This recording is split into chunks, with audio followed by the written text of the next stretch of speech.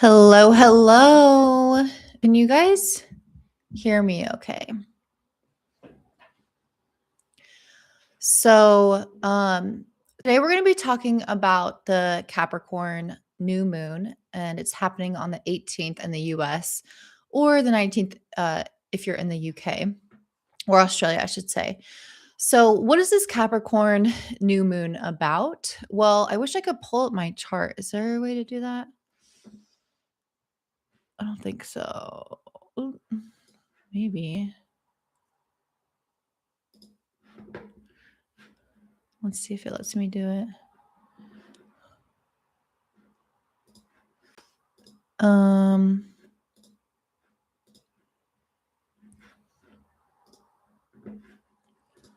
Here, I'll show you guys. Okay. Yay, this is so cool. Okay. So here's the chart for the Capricorn new moon. I'm just gonna minimize my own window. Hopefully you guys can still see this. But essentially what we're looking at is the stellium in Capricorn, which a stellium is going to be 3 or more planets. In this case, we have 4: Mars, Mercury, Sun, and Moon. And then we also have Venus and Pluto in Aquarius. So when we have a Capricorn stellium, what we can expect is there to be, in some ways, a type of pressure that we put on ourselves. In this instance, the pressure could feel like we are having lots of things to do. We could be really busy. The pressure could be associated with having a lot of responsibility. But this is an interesting Capricorn new moon because it has qualities that are kind of antithetical to Capricorn and Saturn, and that is the fact that Mars and Mercury are together and Venus and Pluto are together. So basically, what I think we're going to start to find during this new moon is that people might act from a more impulsive place, a very revealing place. Venus and Pluto are very commonly associated with the uh, are very commonly associated with like showing some kind of truth or exposing something, being honest about something. So I think that people could be quite frank right now, especially with Mercury and Mars together. People could be assertive, people could be direct. And the danger of this new moon is that people could be quite pushy and demanding. And normally, I think Capricorn can be quite reserved and in control of themselves.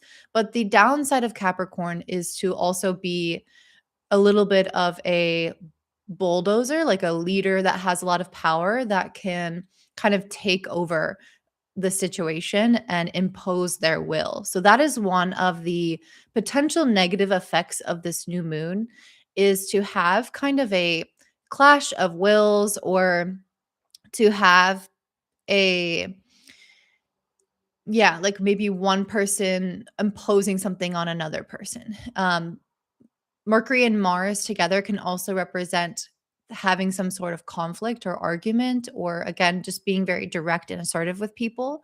So, all these things can bring up a lot within our relationships, especially because with Venus and Pluto together, like I mentioned, there is an exposing type of energy with Venus and Pluto, where secrets or things that have been left unsaid are often going to be addressed. Things that are shadowy or dark or hidden about the relationship can come to light. Pluto is also highly involved with triangulated relationships. So when there's more than one person involved. So the Venus Pluto conjunction can speak to multiple parties being involved, or there kind of being some messy relational messiness. And Venus and Mars can represent, or sorry, Mercury and Mars together can represent calling out some of that messiness or exposing some of that messiness in a certain way. So, yeah, I definitely think that part of this new moon is here for us to stand up potentially against an existing force, an existing institution, to defend our beliefs. And part of the reason I say that is because, well, you can't see it because my video. Can I move my video? No. this new moon is making a trine to Uranus, which is right underneath my video. And there's something rebellious about Uranus and then very traditional about a Capricorn new moon. So there's something here where we are either going to see our institutions and, traditional places like our government acting in unusual ways, or we are meant to, as individuals, stand up and fight for our own beliefs that may contradict an existing institution or precedent that is set, or maybe just people. So there's something here about kind of pushing back, but being aware of where there might be too much pushiness or too much judgment or too much self-righteousness or kind of demanding energy that we might impose on others. So in some ways, I think we're meant to kind of stand up for something right now. And in other ways, we are meant to be careful in how we go about that so that we are not overbearing, because we could also be the problem. Some people might be overbearing against us, and we have to kind of, again, defend ourselves, and vice versa. So, okay, I want to also apologize because I'm feeling a little bit lightheaded the last week. So if I am a little bit out of it, that's part of the reason. Something's going on with my health. I don't know what. But yeah, I think this is a time where we're meant to be really honest with people. And I think it could allow us to come to some kind of reconciliation. The whole purpose of a Capricorn new moon is to build upon the foundation of something, but there is something about the foundation that is not right. And this Capricorn new moon may expose that and have us try to rebuild in certain ways or fix the issue around certain things. Um, if you guys are, if anyone's here, I see a couple of people here. If you want to drop in the chat any questions you have or anything like that, or anything you're going through, I always find that really helpful. So yeah, I think that one of the dangers about this new moon is to be rash and impatient. I actually just had something this morning. I was texting a friend and she didn't answer one of my questions, and I immediately responded to her and was like, "Why aren't you answering my question?" Which is really unlike me. If you know me, I'm not confrontational in general. But this new moon is right on my moon. And so I was really feeling the influence of the impatience and the demanding, pushy energy of this new moon already. And I was like, where is this coming from? Why am I being like this? So, but it's coming from something further, like with deeper roots, right? It wasn't just in that immediate moment. It was something that I've been feeling. So I think that there's something to this. You might get these kind of immediate emotional reactions to things, but then there's something deeper there. And this can pertain to any area of our life. But for many of us, with this being a Capricorn new moon, it will likely somehow be associated with potentially some kind of like hierarchy or institution or authority figure or boss. You witness this. Yeah. Yeah. So our bosses could be treating us like that. You might just notice that people in power are less patient, or people who have strong Capricorn, like me, who is Capricorn moon. I think it's a time for us to look at our own leadership and look at the people we give power to, because they might be just have a greater propensity to abuse that power or to somehow take advantage of that power, because of the intensity of this energy, and if there is already an issue with them. So looking at the way that we use our power in our leadership, and again, the people that we empower. And I think that this also kind of relates to what's going on in Venezuela. I think that, you know, I don't want to get super into politics, but Trump was definitely acting without precedent in certain ways. And I think that has to deal with this Capricorn moon making a trine to Uranus. There's some kind of um, behavior that is different than what is normal, right? That is breaking the bounds of what we traditionally expect from our leaders. And there's a very aggressive and assertive and pushy energy to this new moon. So, again, I think that kind of comes across as we literally went into another country and removed their president. I mean, if that's not, or I don't know if you call him president, but anyway, that's kind of that's a great example of being pushy, right? Of pushing your will. Not to say that anyway, no, I don't have any opinions on that I want to get into, but yeah. So ultimately, I think that we're going to have, just to recap, I think we're going to have a lot of priorities right now. We might feel like we're juggling a lot of things. It could feel quite overwhelming, especially when it comes to family or responsibility for our finances or for our loved ones or, yeah, anything like that. I think we're going to have a lot on our plate in terms of trying to balance it all. I think we need to look at our leadership, our government powers, our bosses, people that we put in charge, and we may need to challenge them in certain ways and defy them or stand up to them. But we have to be careful because there's a very pushy and demanding energy that can come from either side. So we want to make sure that we're doing this from a healthy place. We can be quite impatient, and we could also be exposing quite a lot right now around the truths and the lies. And we need to be careful, not to be like self-righteous or lacking self-awareness at this time, because it'll be really easy for us to also fall into the same problems that we see others doing that we might be calling out. Part of the difficulty of this new moon is that the ruler. Yay, I'm so glad I caught you guys. Good morning. Part of the difficulty of this new moon is that the ruler Saturn, the ruler of Capricorn is Saturn, and it's conjunct Neptune. And Neptune is prone to illusions. And so there's part of this new moon where we might not see things totally clearly, and we could be acting quite rash, or we could have really strong feelings, or we could come to kind of immediate conclusions that might not be accurate because of the influence of Neptune.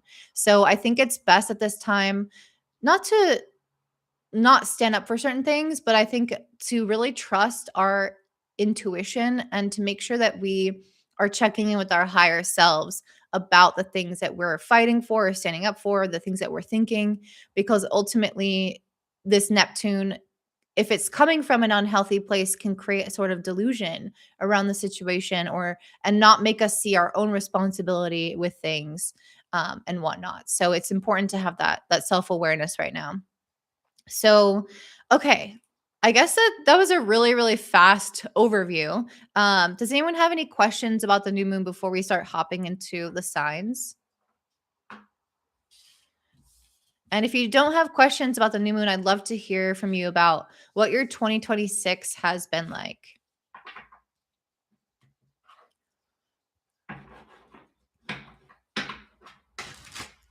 Okay, so how do I? Okay, I'm going to stop sharing this. Woo! All right, cool. Obviously, I don't have a ton of experience live, so this is cool to get to try out with you guys.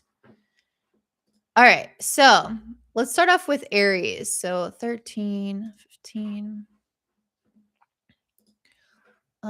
Just one sec. And if you're Aries, or have any planets in Aries, let me know in the chat if what you do. Taurus rising, I just moved back to a place I was living in 2021. Interesting. Hmm.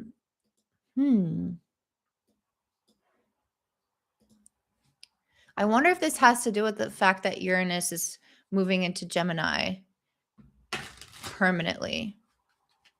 What called you back to an old place that you used to live in? That's super interesting. Okay, let's go ahead and start off with Aries rising.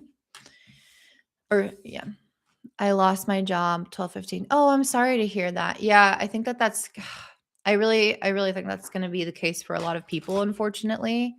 But as Saturn Neptune moves in Aries, I do wonder if we have an opportunity to like do things on our own a little bit more, almost like a promotion of entrepreneurship, but it doesn't even just have to be like traditional entrepreneurship. You move back for community, a relationship, yoga. I love yoga. Also community. That's great. Yeah. So Alyssa says, I have Aries moon. Okay, amazing. So you'll benefit from this next one. Divine intervention, it felt right. I know. I feel like the people who are going to lose their jobs are going to be redirected maybe into a path that they wouldn't have gone on their own. Yoga ninth house question mark. That's a good question. I mean, exercise is more like the sixth house, but I never really thought about the connection to spirituality could be connected to the ninth house. Jennifer Potter says Libra rising, Taurus sun finally went on a date. How did it go, Jennifer? Better than me. I've been beyond single and it's really frustrating. Unschooly, I have too much on my plate due to my small kid and I'm having to focus on work and I'm a Capricorn ascendant. Yeah, so this is a really, I wouldn't say heavy time, but I would say it could feel like a lot of burden. I do wonder with that trine to Uranus if there's something that you can do to like innovate the way that you go about things or even like your schedule. If there's a way that you can kind of change things around to be maybe more efficient or to have more flow. That trine with Uranus to me says we have a structure that would benefit from an update. That's kind of how I see that. And as a Capricorn rising unschooly, you would benefit from that personally in a big way. Cordelia says, Gemini rising, Pisces sun. I just want to drop the extra weight and succeed in my career. It feels like so many struggles internally and externally. Okay. I relate to that a lot. Well, I think you're about to drop a lot of weight when Saturn moves out of your sign, Cordelia, because having a Pisces sun and then Saturn in that and Neptune in that sign for so long now, I mean, for years, it's been really heavy. So you're going to really take off, I think, once these planets move into Aries. It's very mobilizing, whereas Saturn being in your sign just adds a lot of weight and pressure and kind of slows you down. So Jay says, I've been doing art on the side and it's taking off. That's amazing. Yeah, that's so amazing. Yes, it's a schedule problem. Can't sleep. Yeah. Oh my gosh, girl, you gotta sleep. Scorpio rising, Cancer sun, Aries in the 5th and 6th and Mars. Amazing. Okay, so then you'll Aries in the 5th and 6th of Mars. Okay. Yeah. So I do like to watch other signs when I have planets in that sign. And this is a little complicated for people who are maybe beginning, but so like let's say if I had an Aries Mars. Oh my gosh, Cordelia, thank you so much. You did not have to send me that. I appreciate that. But yeah, if you have a planet in a sign, then you can look at that. I mean, this Aries Mars isn't a good example because of, let me try to think of another one. Let's say that you are, okay, I'll just say, like, for example, I have my Mercury in Cancer. My Mercury is the ruler of my 10th house. So it's my career planet because your 10th house is your career house. So I will sometimes watch my Cancer rising videos to understand specifics around my career trajectory at that time. So it could be helpful to watch the sign associated with the planet when just looking at that particular area of life that it rules in your chart. So if you know kind of the rulerships and all that, it can be helpful. Jay says, Saturn has been on my moon and the inflammation and weight and looking utterly miserable. Totally feel that. Oh my gosh. Yeah. I gained so much weight as Saturn because I have a Pisces descendant. So Saturn was opposing. Me too, Cordelia. Thank you so much. But yeah, Saturn was opposing my ascendant and I gained a lot of weight during that time. The most I've ever weighed right now. But now that Saturn's moving into Aries, I feel motivated to get out of it. Okay, let's move on to Aries. If you guys have any questions or comments, I'd still love to chat about your charts and whatnot. Okay, so hey, so glad I caught you live. Jody says, I have natal Cancer, Sun, Mercury, midheaven, and Jupiter, Neptune, Capricorn. I also have Aries moon. Okay, perfect. So you're going to benefit from this Aries one. Unschooly says, thank you. Now I know what the problem is, which is not having a schedule. I believe fixing this would help me. Yeah. And I think also changing the schedule. I mean, obviously having a schedule would be helpful, but like maybe doing it in a way that isn't so regimented according to society, because with this new moon trining Uranus, it's almost beneficial to think about the individual. So what is my specific when do I work best? What and whatnot. Like, how do I make this schedule fit me as an individual? Jay says it's hard. I don't even think it's habitual. I think it's inflammation and karma. Yeah. Yeah, absolutely. I know. I think oftentimes when Saturn opposes our ascendant or is on our ascendant, on our moon, or on our sun, we can get a lot of stress and go through certain hardships in our life. And that's often when we get unhealthy or gain weight. We'll have to get you some volunteer monitors. Yeah. Um, Jody, I have natal cardinal square. Will this intensify or lessen the energy? The Capricorn new moon, I would think is intense. So I think it will intensify the existing energy, frankly. Um, if you missed the overview, I think part of what's so intense about this new moon is Venus, Pluto, and Mars, Mercury, and this can be quite pushy and aggressive placements. So it can make things feel like people like there's just a lot of pressure and people are quite demanding at this time, or maybe you are with yourself. Okay, let's get into Aries, and you guys can feel free to continue in the chat, and I'll come back to that once we get through Aries. So Aries, for you, this Capricorn new moon is taking place in your 10th house. So let me pull some cards. What do we have for Aries spirit? What's the advice for Aries? And then what can they expect? Interesting. Okay. So first of all, having a Capricorn new moon in the 10th, I think that you guys could experience some of the aggressiveness from authority figures the most, or where you need to be more assertive in your career or stand up to somebody who maybe is in their authority, or who has some kind of power over you. If that is the case, you may need to kind of push back, or you may need to like make your mark on the world and have some kind of like not aggressive thing, but you guys might need to not stand down when it comes to something that may challenge you in some respect. It could be a path, like a long path ahead. It could be coming up with a strategy, a plan. It could be dealing with existing people and authorities again.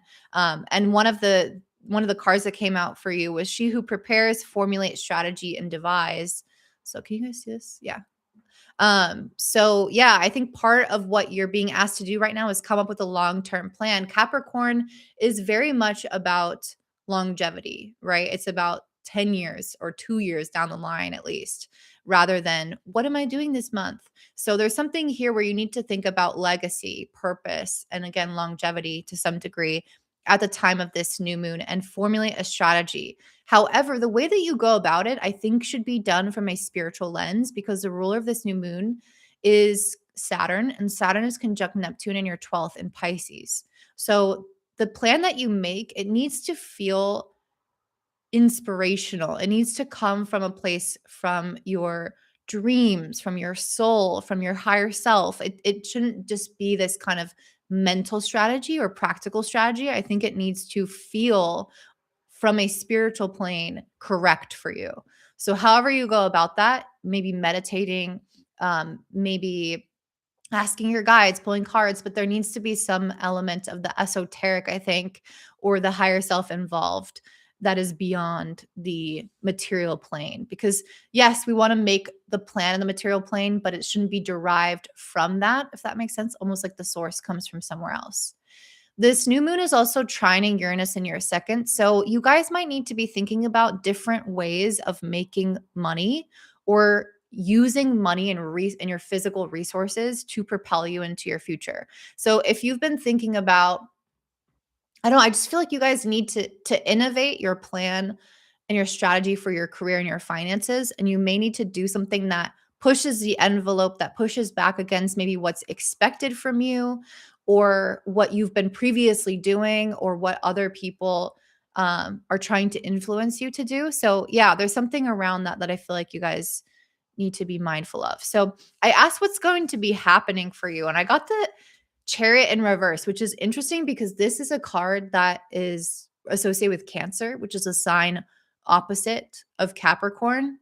Um, yeah, so I almost feel like if you have been, we have Jupiter in Cancer, and this could speak to Jupiter being Cancer. Um, but if you have been with Jupiter in Cancer, if you've been kind of like flowing and really trusting your emotions and whatnot. I think that it's important right now to come up with a more steadfast plan. I think Jupiter in Cancer is really beneficial for you guys. Maybe you've been focusing a lot on your home. Maybe you've been yeah, I mean, because that's where it is. Jupiter's in your fourth house. So maybe that's where you've been putting your energy into potentially, like your home, your sense of security. But I think we need to be thinking more about your external life, your long-term legacy on the whole world, and these things that will require you to at times show up even when you don't feel like it. This might seem like it's against what I said earlier about devising a plan from your intuition. I don't think it is, though. I think that your emotions and your intuition are not necessarily the same thing. So, yeah, it's almost like fuck your mood, do it anyway kind of thing. Um, there might be something going on now with that because when this card is upright, it speaks to our willpower and us feeling like we know, like we're all in alignment. Our masculine and feminine is in alignment and we're just moving towards what we want uninhibited. But I think that there's something here with this Jupiter being in Cancer opposite this Capricorn new moon. You might at times feel pulled between your masculine and feminine, between your rest and your family and your nurturing and your emotions versus your long-term plan and your goals and your impact and your legacy and the promises you made to yourself in the world. So if you feel pulled between that, this new moon is here to help you potentially figure that out. With the Ace of Swords in reverse, um, let me pull a clarifier on this because usually when the Ace of Swords is upright, it speaks to an idea, but there might be some idea that has you kind of stuck in a lack mentality or that has you stuck in lack with the Five of Pentacles in reverse. But I think you're meant to get unstuck from that at this new moon. So, yeah, I think that this is largely to deal with, again, maybe creating I just think it has a lot to do with that balancing of the masculine and feminine. There's something about that that isn't working, and it's associated with potentially some kind of like belief system right now that you have, or some kind of idea that you have right now. So there needs to be maybe a potential reframing happening here, especially around lack. If something has left your life, if you've lost resources with this new moon trining Uranus in the second, if there's been instability around money or resources or worry about that, I think that you might need to reframe that because that could potentially be linked to some energy leaking and contributing to you actually not moving forward as quickly. Your advice is to have the King of Cups and the Five of Swords. So let me pull another clarifier for the Five of Swords. Yeah, there's the Four of Swords in reverse. Yeah. It's interesting to have the Four of Swords come out because I'm speaking about rest. And I was saying that like maybe you will think that, oh, I really need to rest. I need to take care of myself right now. But I almost wonder if that could be taking away from your plan in certain ways. Because part of your advice is the Four Swords in reverse.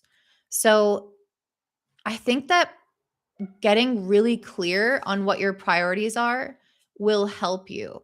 The Five of Swords upright in this moment is making me think about someone eliminating something. So some of you guys, those who are Aries, you might have something to cut out right now, especially to strategize about because your planetary ruler Mars is conjunct Mercury in Capricorn, and so it's very involved in this new moon. So there's something about this moon that really wants you guys to come up with a very good plan. And that might mean cutting certain things out so you have better balance because there's something that's imbalanced right now between like your rest and your work or your rest and your play and your um seriousness. Like there's something about that that's imbalanced and I think it might come from either fear of lack, or there was lack or something that's maybe either pushing you too hard or the opposite, and you're resting a lot and you're kind of sabotaging certain um successes. So there's something about this where I think that you guys, again, you might need to come up with a greater plan to eliminate certain things, to cut certain things out, and hone in on the things that really, really work. So, like the 80-20 rule, like when you plant a bunch of plants in the garden, like they're not going to all take off, right? And so it's almost you can initially water all of them, and then you start to really see which ones thrive in that environment, and then you can put a lot more nutrients and attention to those plants, and maybe even take out the other plants because they're competing for nutrients in the soil and space and everything in the garden if they're close to the other plant. So it's almost like water everything equally. And then I think at a certain point, you will start to notice what is working the best and go all in on that. And with the King of Cups, I think you will know intuitively what those things are. And I think they will also feel good as well. Um, it's almost like do more of the things that I want that you love doing, so that it doesn't feel like you have to kind of I don't know, like let me give an example. Let's say like you want to start working out more, you want to lose weight, but you keep forcing yourself to go to these HIIT classes that are really intense, and it's just not it doesn't suit you, or maybe it does as an Aries. Um and it's like instead of like I could see you guys being at home and being like, "Well, I don't wanna go to this HIIT class today. Like, I think I should take care of myself. My emotions are telling me not to go." But it's like, maybe if you had a more inspiring workout that you really loved, you would show up more. So there's might be a better way to do something, is essentially what I'm seeing. To do something that you love a little bit more, to go all in on that thing, to cut out the things that maybe allow you to make excuses to fall back into rest. That's kind of there's something about that I'm seeing. I think it's having a greater plan or strategy. So let's see what you guys are saying. So I'm a Cap ascendant with Saturn retrograde in the second house. Capricorn North Node. People we count on is second house too. People we count on is second house. Can you explain your reasoning behind that? Second house is your body, possessions, your money. Eighth house is other people's resources. Yeah, I mean, your first house is the body. So I wouldn't count necessarily the body as a second house. Maybe like food, though, like how you support the body. So yeah, I think that this is your overall message. I think Aries rising, there is a need to have a long-term plan right now, and to not just like go with your moods, because I think your moods are swaying you, but in certain ways to make it easiest for you to have the best mood doing what you're doing. Okay, so let's go ahead and move on. If anyone has Aries, do you have any questions about that, or like personal experiences that you're going through? Because I'd love to hear. I also wonder for Aries rising if you are going to have some kind of social issues at this time, because Venus and Pluto being conjunct in your 11th can absolutely relate to having some friendship issues or issues with like community or even people online. So I'd be curious if you guys are having anything like that going on.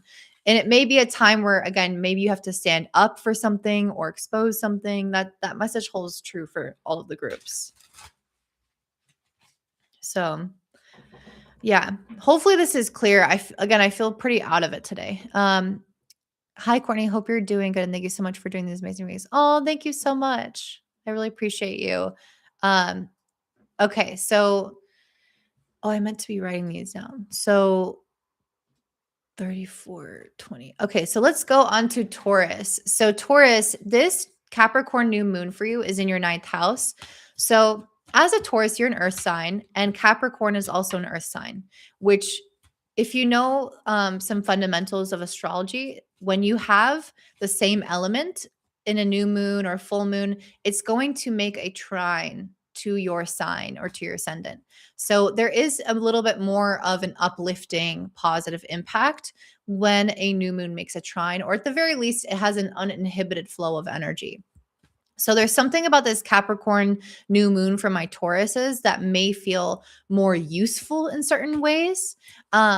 More, yeah, like you might be able to tap into the energy in a way that is easy and helpful for you, essentially. So, what do we have for what's happening for Taurus risings, Spirit? What's happening at this for Taurus risings for this Capricorn new moon?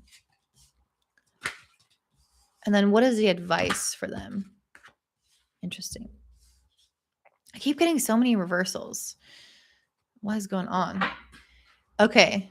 So having a new moon in the ninth house, this can be very good for people who are in school. Like this is a really good time for those who are studying or who are teachers or something like that to create some kind of plan. I mean, Capricorn's always about creating a plan to some degree, to get organized, to get productive, that type of thing. But let me see. So what's happening for this new moon? We got the Hermit and the Ace of Pentacles in reverse. Why does it seem like so much of these readings are associated towards eliminating something? Because that was something that I was getting for Aries. But the Hermit and the Ace of Pentacles in reverse also feels that way. So anyone here, Taurus rising? Oh, thank you, Jody. Not the entire body, throat, neck, mouth, tongue, teeth. Yeah. So yes. Okay. So sorry, I'll come back to that question, Jody. Okay. So is anyone here Taurus? I'd love to hear. But there's something here. I mean, a new moon in the ninth and the Hermit card to me makes so much sense because the element of the ninth house is a lot of spiritual purpose and getting to know oneself on the spiritual plane. And that to me is the Hermit card. It's a lot of like inner searching and trying to understand oneself around something. So searching for an answer, trying to seek something out. That's what this new moon in the ninth is always going to represent to some extent. But then what you find is the Ace of Pentacles in reverse. And the Ace of Pentacles in reverse often speaks to a missed opportunity or something that you are saying no to, something that you are divesting in so that you have maybe more space. Let's get a clarifier on this Ace of Pentacles. This new moon is trining Uranus in your first house. So there's something that I think that you are in your inner search, you're meant to be discovering something about yourself that you want to either change or that you want to invest in, like something that will create a feeling of freedom. So what is it about this Ace of Pentacles, Spirit? Any clarifier? And it's interesting because another card that came out was She Who Dreams, Escape, Dream, and Fantasy. So I almost feel like for my Taurus risings, this opportunity at this time isn't just like, oh, I'm going to create a plan, but it's more so, how can I maybe make more room for things that I've always dreamed about? So I think, Jay, I think Jay is the one that's doing your art right now. Yeah. So this actually feels very applicable to you. So maybe your art is something you've dreamt about, or maybe it's always felt like a fantasy, right? Like, oh, that's never going to happen. But there's almost something about this new moon where it's like, how can we make room for that? And the Ace of Pentacles in reverse suggests that something has to leave or had to leave, maybe in your case, in order to make room for this like feeling of dreaming and almost like whimsy, right? So any clarifiers? We have the Knight of Cups. Yeah. So there's something about this where I feel like you're meant to be embracing a feeling of the Knight of Cups is like I think of this as obviously as a romantic, so maybe this could be related to that. But I see the Knight of Cups largely as somebody who has like an artistic spirit or who is quite um, that follows their heart in that way, right? Like an artist is going to follow their instinct and their heart. So I think that there's something about this Cap new moon where my Tauruses are meant to be thinking practically, because Capricorn is always going to have a practical element to some extent, but also thinking kind of wistfully as well, and like fantastically, and in this kind of dream realm of like, what would be the ideal that I could create for myself? And how would I actually do that? Like, what would the realistic real life elements be to get me to that place? So it's like bridging fantasy with reality, which is kind of the definition of Saturn and Neptune conjunct. And as I mentioned, Saturn's the ruler of this moon and it's conjunct Neptune in your 11th. So you might find that there is clarity through other people. When we have the ruler of this in the 11th, you might find that online communities can show you examples of how to do what you want to do. Maybe friends, or maybe there's like a support system that you can rely on in some way where you literally see people living a certain dream that you might want to live. And yeah, if you have your sun in the 12th too, yeah, then it'll be easier for you to tap into this energy already then, because sun in the 12th is often quite intuitive and psychic. So what is your advice? We have the tower in reverse. Wow. Okay, there's so many interesting things. The tower in reverse, you have a lot of like negative cards, but it's for your advice. So tower in reverse, 9 of wands in reverse, and 5 of cups in reverse. So because it's an advice, I don't see it as a bad thing. Let's start with one at a time. So we have tower in reverse. This is about walking away from some kind of foundation. So I find that often when we are in the pursuit of something that feels like a fantasy or like a dream in our life, that there are that we often have to leave behind the foundation that we already have. And it's because our society is really set up in a way to not promote those dreams.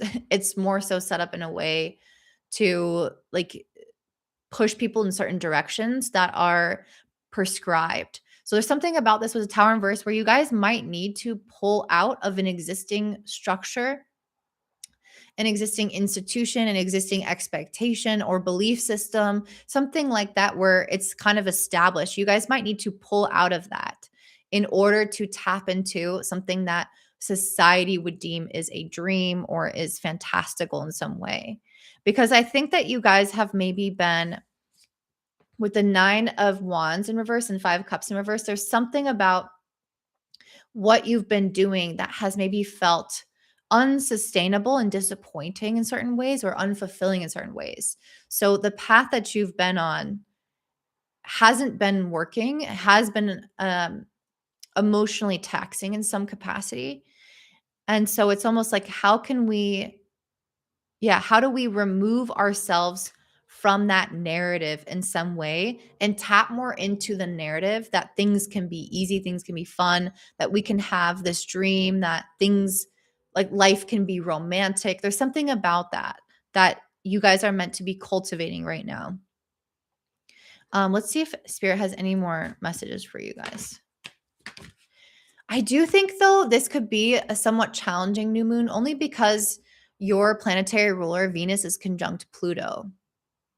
So I could almost see that you guys might be really Pluto, I find, again, very domineering. So you might, with Venus conjunct Pluto in your 10th, you might find that there is still really strong influence from external institutions or like society's expectations or these pressures from like our friends and family or whatever, maybe comparison, but there might be a lot of that can go on that can influence you right now and it could get in your head. So anything about that, Spirit? Does anyone here have anything they want to share about Taurus sun or rising? She who calms. Yeah, stillness, purity, and quiet.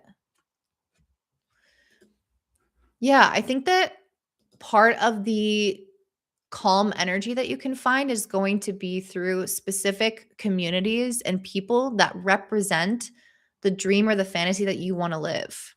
So instead of having to I don't know. I feel like you could be feeling a lot of pressure from like society's expectations when you try to pursue certain things or when you dream about certain things. And it's like, what if you could find examples of people living that life and you could find a sense of calm by seeing that it's possible. Um, so yeah, I don't know. I think that you guys, okay, just to recap for Taurus, with this new moon in the ninth, um, you have the Hermit and the Ace of Pentacles. So some soul searching after maybe an opportunity fell through, or maybe soul searching that you need to stop something that you're already doing. So I could be either one of those.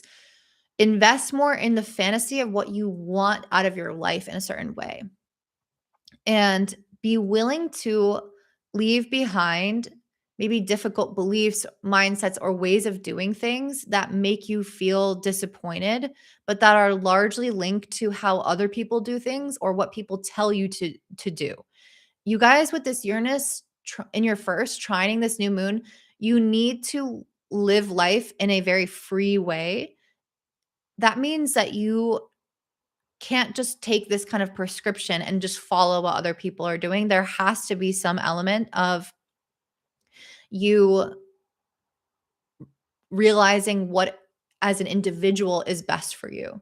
And this tower in reverse suggests that there may be certain structures that people and society put in place or people expect of you that you have to not buy into. Like, let's say, for example, you want to start dating and you've had a couple fails with your dating life. Well, maybe everybody meets people online on these apps and you're like, well, everyone does it online, so I have to meet someone online. But maybe that's not what works for you. And it doesn't feel good for you. And so maybe you have to go and find a unique way of meeting somebody that is against the common narrative. So something like that, where you are meant to break free from what people are doing in order to create more of this fantasy element. So Jody, all my houses are Capricorn. Okay, I'm not sure what you mean by that. Do you mean all your planets are Capricorn? Um, Jody says, I feel like it's going to be transformational, especially for Taurus and Libra rising with the Venus conjunct Pluto. Maybe hard at first, but a blessing in disguise. Yeah, I'm really glad that you said that, Jody. I think that the Pluto element, like I mentioned, Pluto is very exposing. So I think that Pluto can be exposing of our inner world where we could be holding ourselves back, where we can be influenced by others, where we could have fears. Pluto's a lot about fear. We might not realize that there's actually quite a lot of like fears or maybe shadows that kind of haunt us in certain ways and influence us to act or not act in certain ways. So I think that it could be very revealing about our inner nature. And I think that really speaks to the Hermit. But I think it also can deal with the influence of other people where we might not realize where they kind of get in our head. Libra rising here, I've had for a while this wait, I've had for a while this conjuncting will kick off time for Venus rule people. It was someone else that said the houses are in Capricorn. Yeah. Okay, yeah. Okay, perfect. So if anyone else has anything to say about Taurus, feel free. You can ask questions as well or have your own comments. But yeah, let's go ahead and do Gemini. So 48:33. So I just write the time codes because otherwise I have to go back and rewatch this whole video. So far, I don't hate the Pluto conjunctions. You must have some Scorpio. um, when people like the Pluto, I mean, I will say Pluto is often beneficial in a very long term of things. Because if something is like, let's say, for example, Pluto in the body relates to toxicity that needs to leave the body. You want to expose that toxicity. You want to get rid of it because it will make you sick. So Pluto is extremely necessary. So it's like, for example, it's related to puking or just the elimination channels even. So if you got really, if you got food poisoning or if you have something that is hurting your health, yeah, you want Pluto to come in there and remove it. And I think that's a lot of what's happening now. It's like, what is it that you need to remove to believe more in this dream that you have. So it's really positive, but also nobody likes puking, right? Nobody likes to puke. So the actual act of it is not fun, but the result in the end, once you've settled and you feel better a few weeks later, is like very good. Okay. So Gemini. So Gemini, this Cap new moon is in your 8th house. Okay, no wonder why I've been having such a weird time. Yeah. So, and then the ruler of this moon, Saturn, is in your 10th, conjunct Neptune. Okay, so Spirit, what's happening for my Geminis? What is this Capricorn new moon doing for my Geminis? And then what's their advice, Spirit? Does anyone here have Gemini? Yeah, there's something that really wants to end for you guys. We got 2 ending cards, so I was like, okay.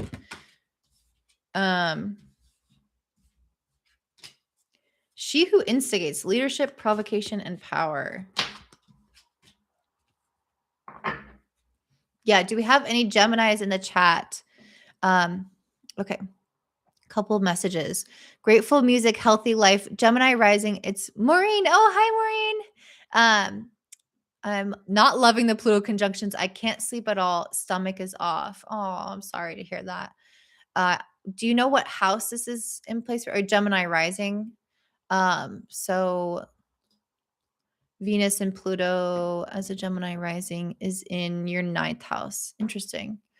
I wonder why that's making your stomach off.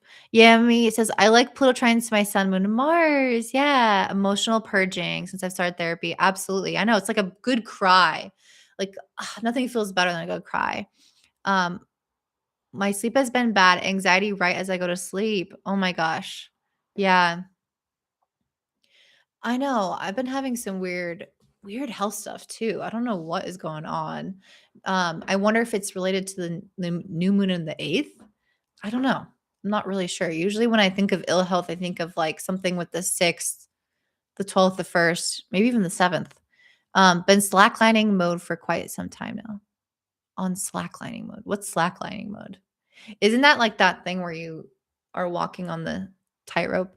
Deeply in love with the Gemini sun and rising. We've been apart since 2023. Oh, I'm sorry to hear that. Okay, so what's going on for Gemini? So new moon in the 8th. There's it's an interesting message. I feel like I keep getting around each sign that there's something that we might need to like cut away or walk away from. It's really common to have that during a new moon with Mars there because Mars literally rules knives. It literally rules cutting people off or ending things.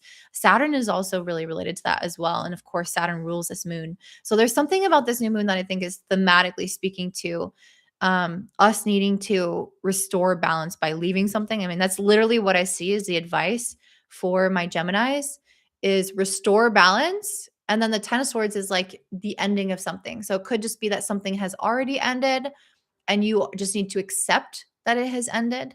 Maybe it's that you still need to walk away. Maybe you still have some thoughts about something that's already happened, or you need to make peace with something that's already happened. But yeah, the advice for this new moon for my Geminis is to, again, restore balance through ending a chapter and like fully closing out a chapter and deciding to move into a new one. So a new moon in the 8th can also represent what we get as like the new moons represent a new beginning, but the 8th is often about ending something. So it can represent what we get because we ended something or what we get because we faced the fear and the discomfort and the emotions of something that has already left our lives. Yeah, processing that processing something almost. I feel like this new moon is associated with that. So the ruler of this moon for our Geminis is in the 10th. So we have Saturn in the 10th conjunct Neptune. I'm gonna hold on that one because I don't know. When I think about that, I think of something that we thought was going to be maybe a part of our future, and then now it's not, or maybe it's something that we are walking away. We have the opportunity to end something and it changes almost like the next path. Um, okay, I'm gonna leave that there because I feel a lack of clarity there. Okay, so what's going to happen for my Gemini rising? So we have Judgment in reverse. We have Eight of Cups. We have 10 of Wands in reverse and Nine of Cups in reverse. Why is every card coming out in reverse? I don't know what is going on. Um, so, okay. Sorry, I was just reading the chat. Yeah, I don't know. I feel like I okay, I don't want to give a lot about other people, but I do know somebody who's a Gemini rising who recently experienced a loss. And this very much kind of feels in line with that, this new moon. Not to say that we're all experiencing losses. I don't think that that's the case necessarily, but there's almost like how to rebuild after walking away from something is kind of a theme of this eighth house new moon, especially because it trines Uranus in the 12th. There's something about like really trusting and releasing control that can come up right now. And having to sometimes like have our faith tested in moments of transitions where we're like, okay, normally maybe I would have fear around here and try to control this or make this thing happen. It's like, where can we maybe just let off the let off the wheel or whatever in some type of way in life and let things fall into place or let spirit have a little bit more of a say. Um, so I think that part for my Gemini risings, whenever we have a new moon the 8th, I find that it's often very psychological. So there could be things like you guys mentioned anxiety. You mentioned issues with sleep. I mean, that might be related to this new moon trining Uranus in the 12th, and the 12th house is the house of sleep. So there could be things that just dysregulate us a little bit and maybe some fears as well, but it's it's here for us to like move past them essentially. It's part of what this new moon is about. It's a period I think of integration and largely through I think trusting that the things that we don't have control over are going to work themselves out. So we have to kind of experience that fear, that anxiety or whatever to move through it to get to a place of trust and peace. Um so okay, so we have the Judgment in reverse and the 8 of Cups. I almost feel like also if you are walking away from something or if you're trying to um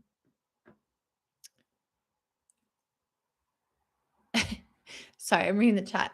If you're walking away from something or if something is like transitioning out of your life or if you're in an uncomfortable like phase of transition from one thing to another to like I think that it could be easy to judge ourselves in this process.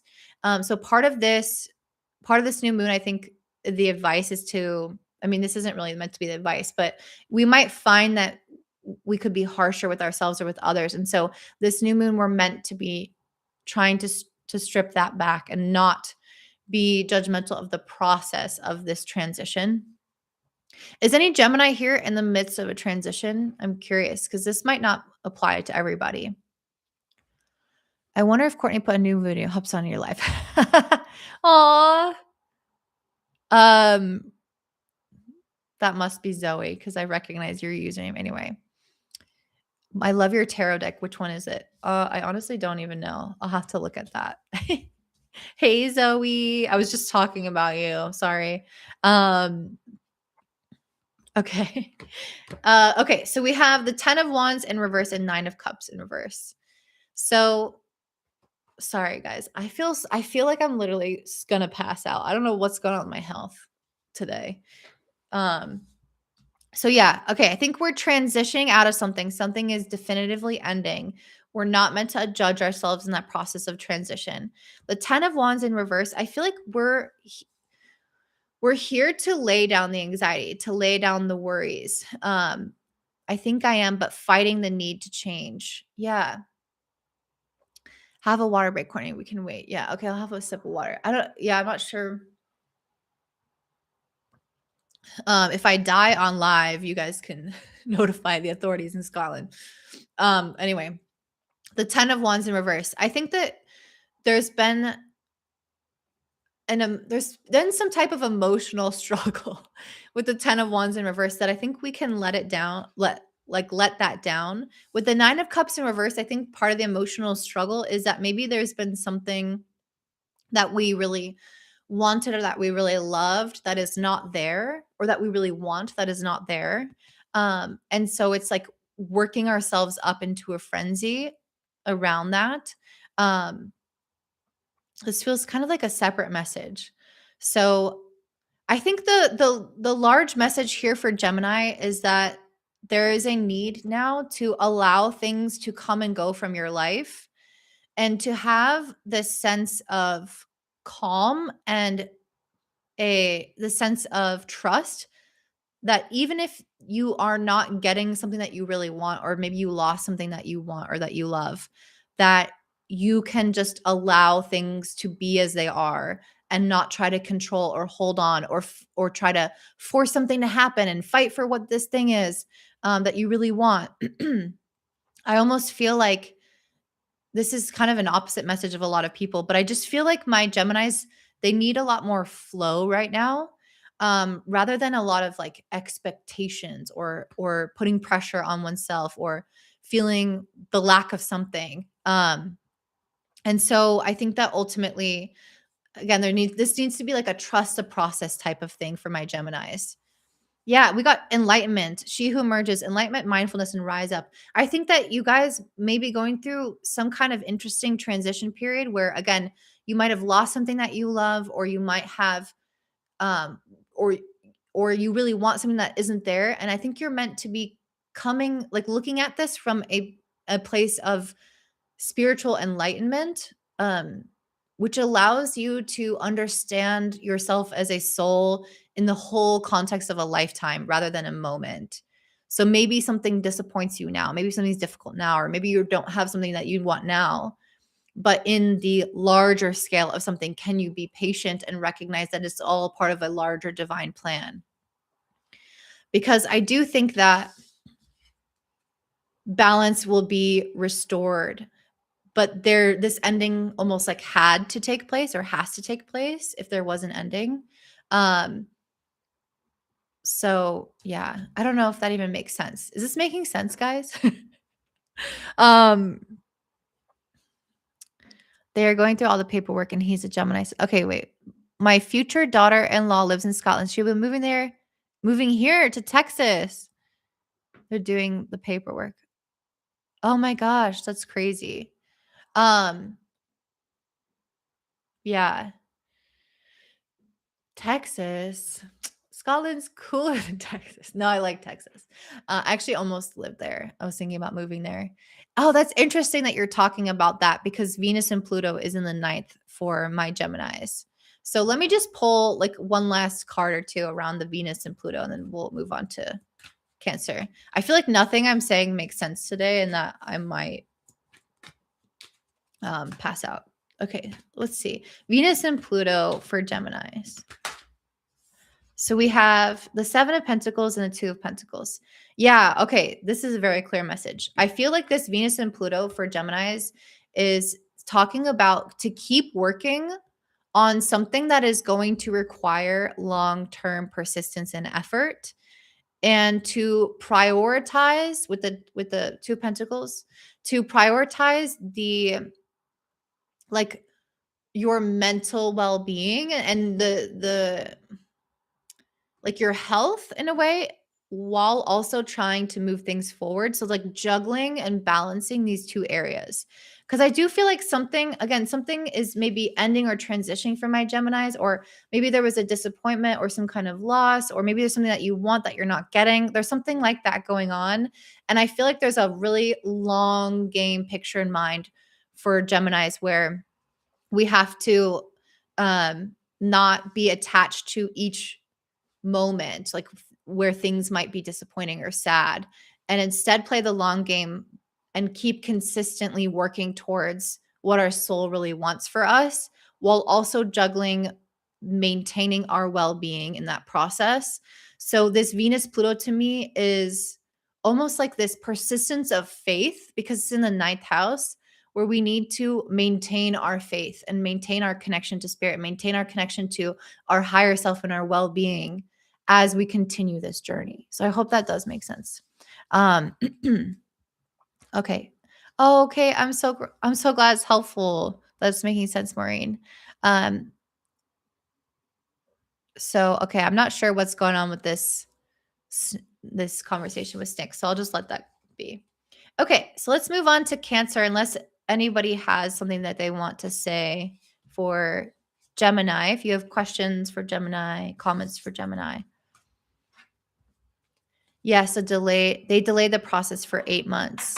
Yeah, and I think that there's something there with that, where with the 7 of Pentacles, things are really slow.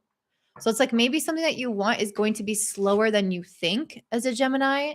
And part of this new moon, maybe the healing is slower, something's leaving, maybe something that you want is arriving slower. It's going to be different depending on the person.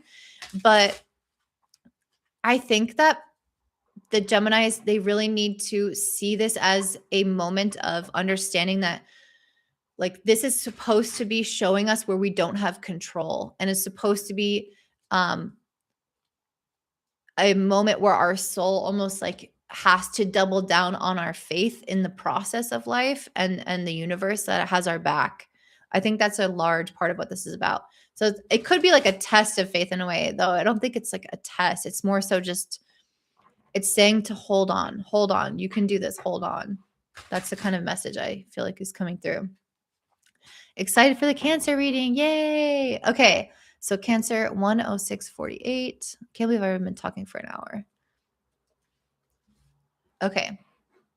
So for Cancers, this new moon is in your 7th house, relationships, contracts. So what's going on, Spirit, for Cancers at this Cap new moon? I swear almost every group is getting like mostly reversals. I don't know what's going on. So what's happening for my Cancers? And then what is their advice, Spirit? Oh, interesting.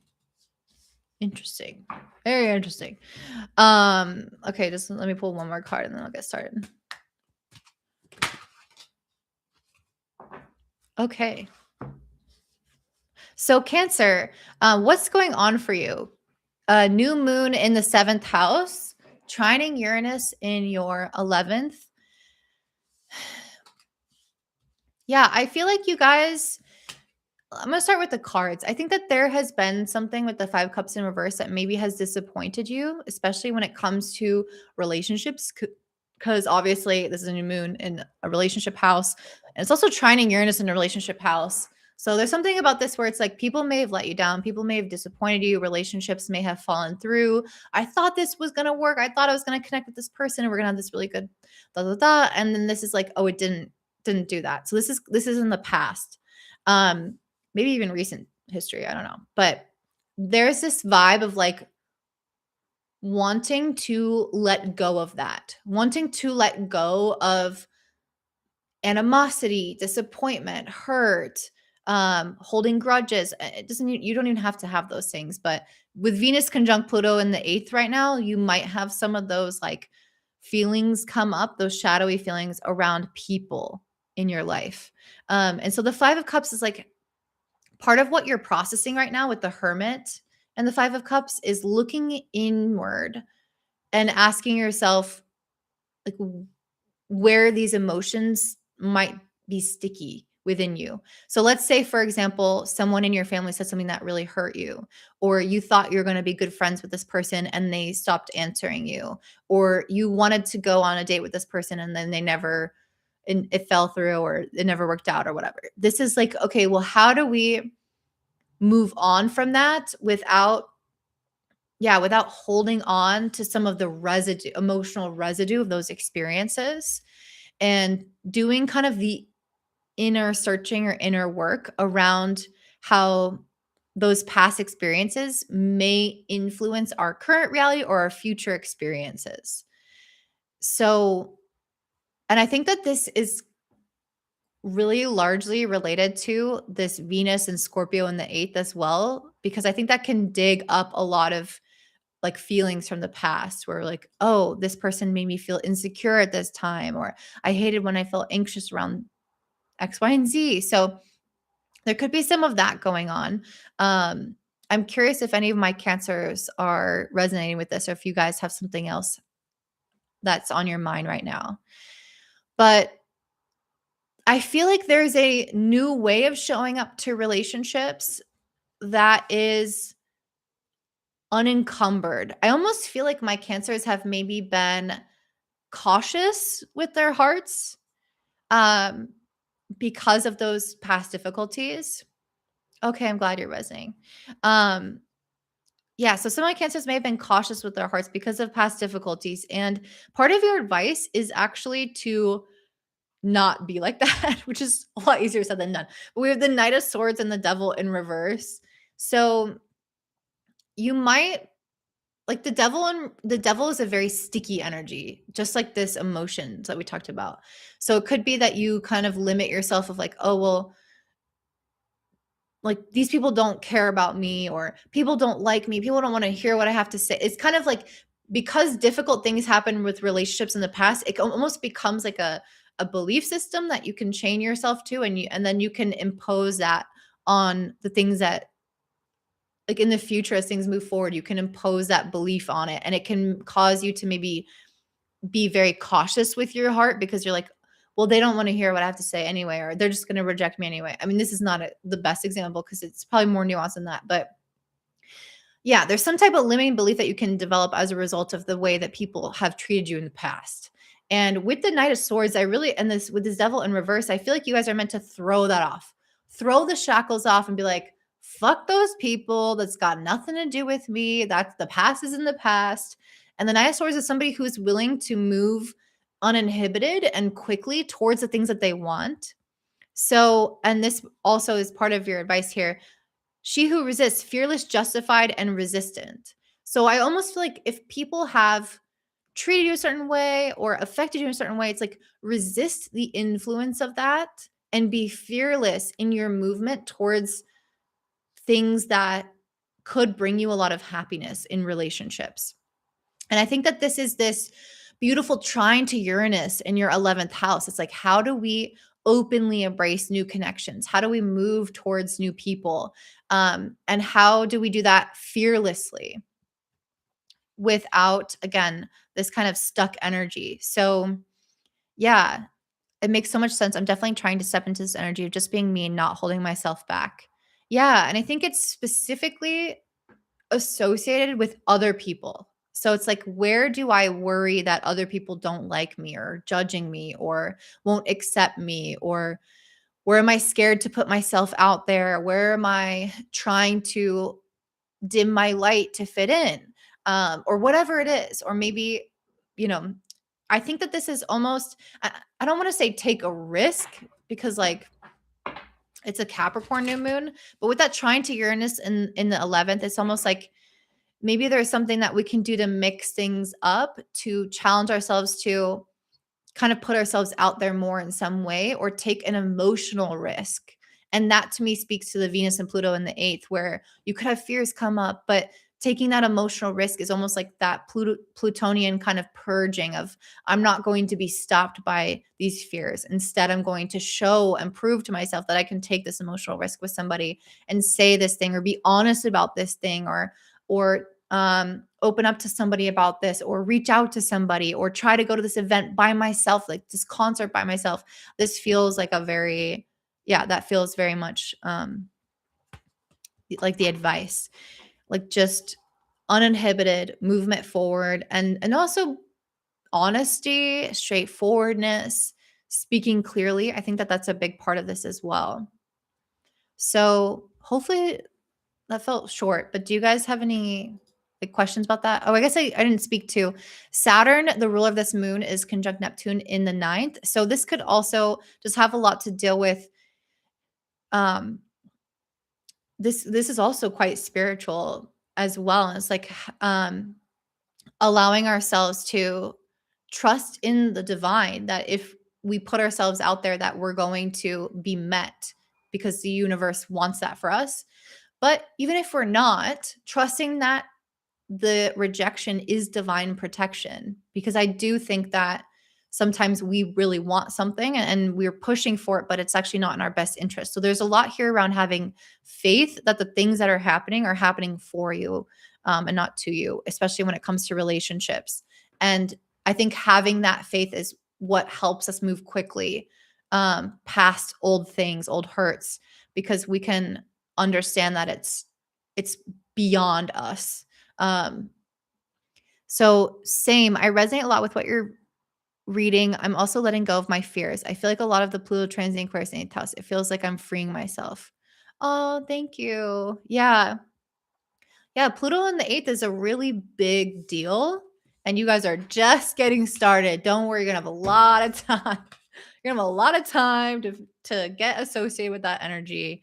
But I think it's going to be really powerful as well. A lot of deep inner work where you're really getting to know kind of all these like crevices of your inner reality, which is really exciting, because then once Pluto emerges into your 9th, it's almost like you can then utilize that level of empowerment and self-awareness, and it's just, imagine knowing all of your fears and knowing everything about yourself in such a deep way that it's like no one can really get to you because you already know all these aspects of you, right? No one can undermine you because you have already explored all those depths and shadows.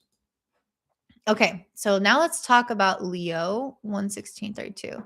I don't know. I felt like that was really fast for you, Cancer, but that felt also clear. Okay, so for Leo, this Cancer new moon, Cancer, Jesus. This Capricorn new moon is in your 6th house. Do we have any Leos in the chat? Leo sun, Leo rising, or even Leo planets? My Mars is in Leo, but it's in my 12th. Okay. So Leo, what is this Capricorn new moon about for Leo spirit? What is the new moon about for Leo? Any Leos in the chat? Leo moon, 2nd house. Hey, Cassandra. And then advice for Leo. Cassandra, have I gotten a reading with you, or have you gotten a reading with me? The devil came out too. There's a lot of these same repeat cards. Leo sun, moon, Mars. Oh, wow. You've got a lot of Leo. Okay. So it's going to be very relevant for you. Any more advice, Spirit?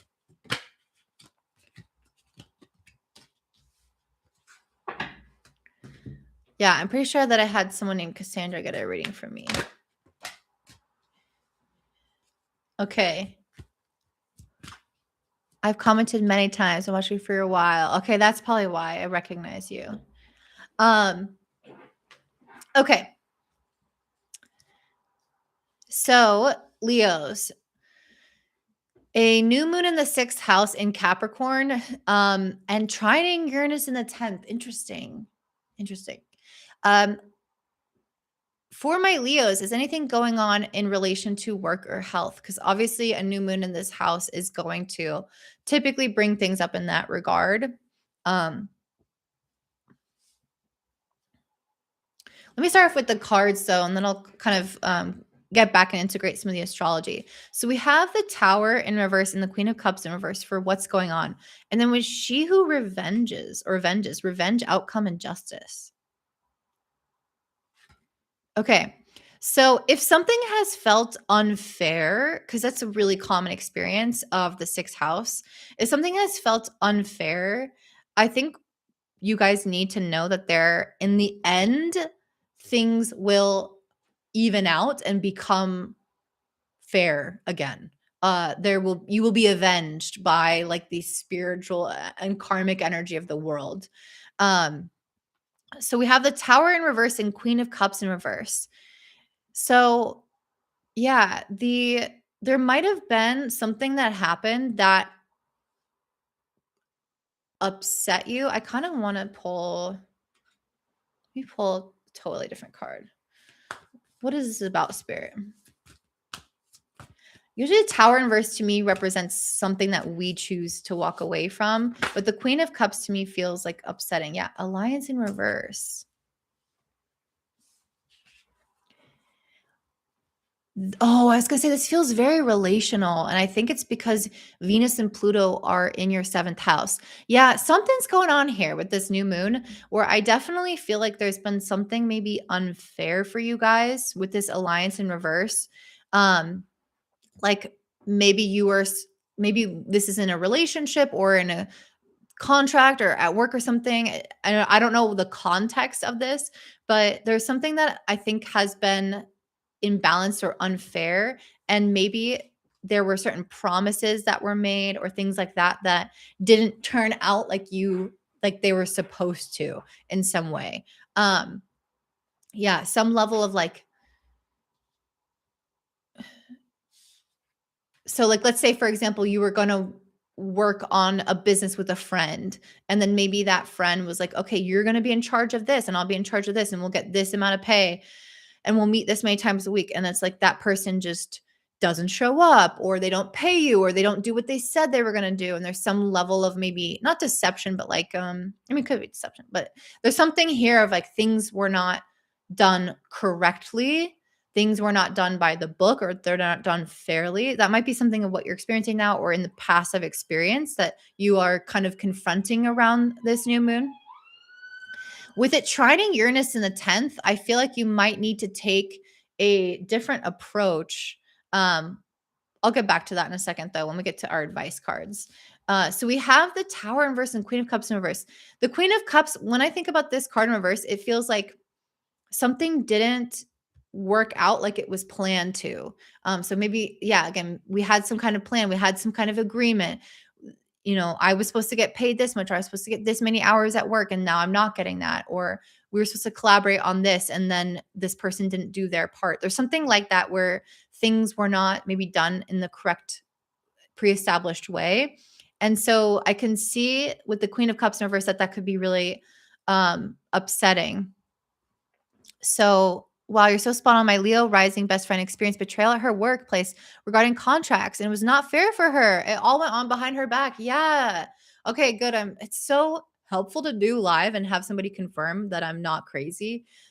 Because sometimes I'm like, this isn't making any sense. So yeah, I think that that's exactly what I'm seeing here. Something like this where there is a potential for things to feel underhanded or unfair in a way that is in a previous established agreement, especially work, because this is in the 6th house, but it's very relational within work.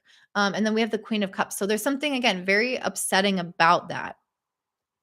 And I think, again, you guys need to know that things in the long run will work out for your best interest.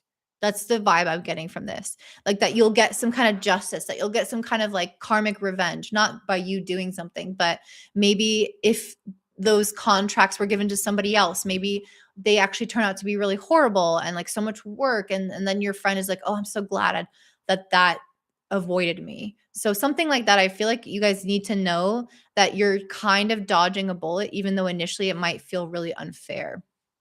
So something around that.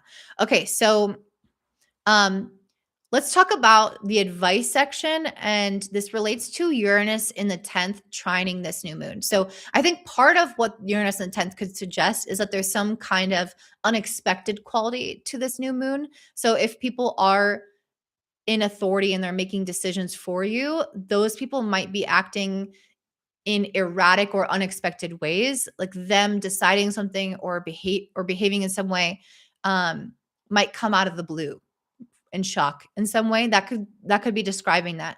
But this can also speak to your advice, like maybe changing jobs. Like maybe this whole thing pushes your friend to change her job, for example, and then it instigates a new path. So there's something here. It's like we need to potentially innovate our own behavior in order to get the desired results. So I'm going to come back to that. My Leo rising friend is having wait, okay.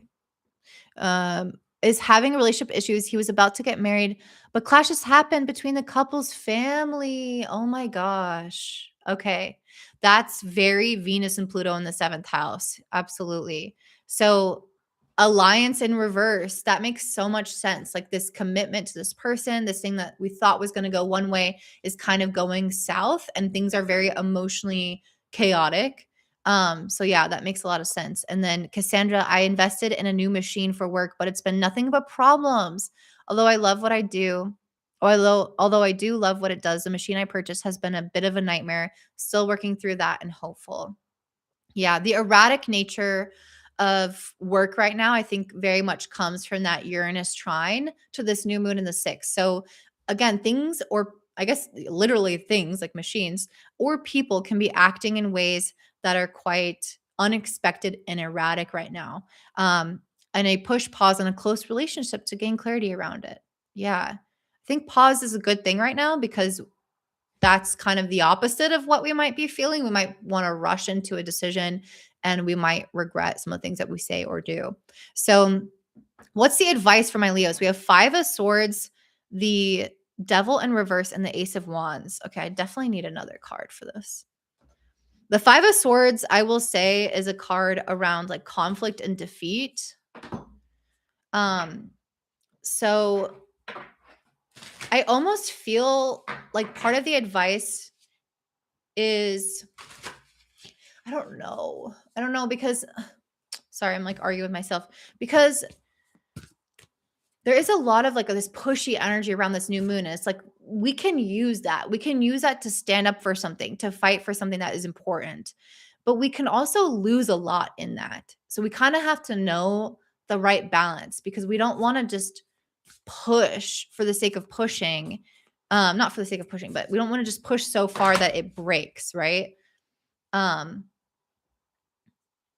okay, so we have tree and letter. So this seems important. So I'm going to read these to you. So let's see, tree. The tree represents a potent natural force and growth, making this card linked with health, vitality, and fertility. Also, again, health could be a major thing around this too. Maybe your health is acting really erratically, and mental health could be a big part of that. Sturdy trunks and roots signify solid position, firm support, patience, and steadfastness. Okay, so let me read that again. The trunk and roots signify solid position, firm support, patience, and steadfastness. So that's important because this card predicts slow and phased development with the fruits of your efforts coming to their own over time. Lineage and deep emotions, family issues. Okay. So I definitely feel like this is speaking to the advice here that you can push for something or like push to resolve something, push to make something clear. Um, Try to force something right now. Like, we're going to force this marriage to work. We're going to force our family to get along. We're going to, you know, go up to my boss and confront him for giving those contracts to someone else. We could do that, but I think that that might result in an outcome that is dissatisfying in the end. And I almost feel like there is a long-term thing here where it's saying to wait it out almost and to maintain a sort of, again, the steadfastness that the tree was speaking to, the rootedness that it's speaking to, relying on one's support system, relying on the things that do work. Like if in Cassandra, in this case, with your machine breaking down or a friendship issue, rely on the friends that are connected to you, rely on the other parts of your business that are effective, like lean on those a little bit more.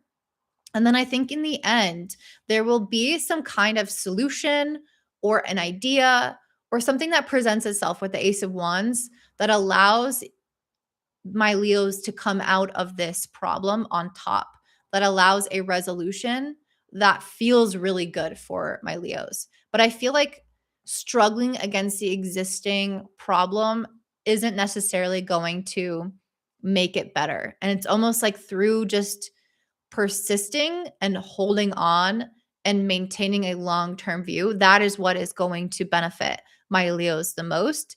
It doesn't mean that you can't address things at all. It doesn't mean that you can't be honest with people at all. I think that those things can also be true, but I think it's very easy to fight for something so much that you lose it, that you break it, that you hurt it beyond repair. And so it's going to be really important to be careful around how that's navigated if you do decide to confront something now. Hopefully that makes sense. I know I keep saying that. I should really stop saying that, but maybe I just don't think it makes sense. Okay. So let's go ahead and do Virgo. Do we have any Virgos in the chat? Or if Leo, you want to say anything to wrap up, that's also amazing. So 1:30:10 for Virgo.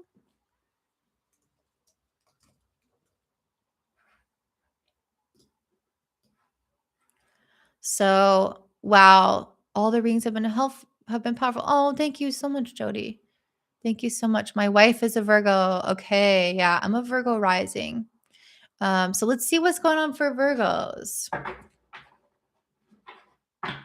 So this Capricorn new moon for Virgo is in your 5th house. Like I mentioned before, if you have an Earth ascendant, like Virgo's Earth, then the new moons that are also in Earth signs tend to be a little bit more useful. And that doesn't always mean that they're easy, but they have an ease of integration that I think is there. Okay. So what is going on for Virgos for this new moon?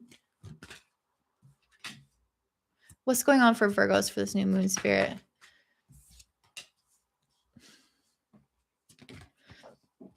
One more. And then, oh, kind of 2 more. Okay, almost all these cards are reversed and I just don't get it. Okay, advice. I don't understand. So, okay, she who radiates. Oh, that's cool. I feel like there are 2 messages here because I have sometimes the cards will fall out and they'll kind of like clump together in certain ways, or I just without thinking will put them together in like certain piles. I wish I could show you guys my desk, but and so I usually just like distinguish that as separate messages if they happen to do that. So this Virgo for Virgo rising, this Capricorn new moon is in the 5th house and it's making a trine to Uranus in the 9th. So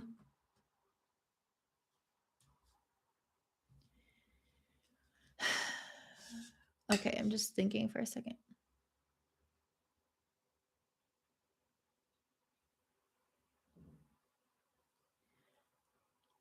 So the first cards, they really resonate with me as somebody who's studying abroad right now. My cousin's a Virgo rising. Okay, great. I mean, I'll speak to these cards how they relate to my experience, and then I'm going to draw it back to the reading. But we have the Hierophant and the 8 of Cups. The Hierophant is a card of institutions. In this case, it can speak to like a religious institution or an educational institution. And then the 8 of Cups is like far away. Let's go far away lands. Let's leave where we know. So this to me is like me studying abroad. But this could also speak to Virgos with this new moon in the 5th trining Uranus in the 9th. It's like if you want to do something, the 5th house is often around what we want to create, something that maybe inspires us. Maybe we want to have kids. Maybe we want to start a business. Maybe we want to start a new hobby, or like for me, I'm writing, for example, and you want to do that. Maybe there is some type of institution or practice that will ask you with the 8 of Cups to leave behind something that you're currently doing or somewhere that you currently live and go on a journey with this Uranus trine in the 9th house to pursue that thing in a formal manner or under some kind of like mentorship or in an existing program or existing entity, like an existing way of doing things, methodology almost. So there's something for, and this really fits Capricorn in the 5th house, right? Because Capricorn is about institutions and 5th house is about something that we want to create, something that we want to do for ourselves that brings us joy. And then the 8th the ninth house speaks to the journey. So let me give another example of somebody who would want to have kids. Like this might be somebody that's thinking, oh, I want to have children, but let's say they struggle to have children. Maybe they decide to go somewhere for some kind of like fertility protocol, and it requires them to leave behind certain elements of their life that they are already engaging in. Maybe they have to travel somewhere. Maybe they have to change their diet. There's some element of like journeying away from what you're currently doing in order to follow some kind of um like methodology.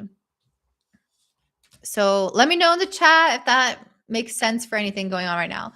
We also have the 3 of Pentacles in reverse and 3 of Wands in reverse. I just really feel like these should be upright though. So I'm going to take them upright. So let's see. Venus and Pluto in the 6th house. Let me just pull clarifier on these to see if they should be reversed or upright. Should these cards be reversed or upright? The Fool in reverse. Okay. Why is every card coming out in reverse? Okay. So I'll take them in reverse then. So this might feel like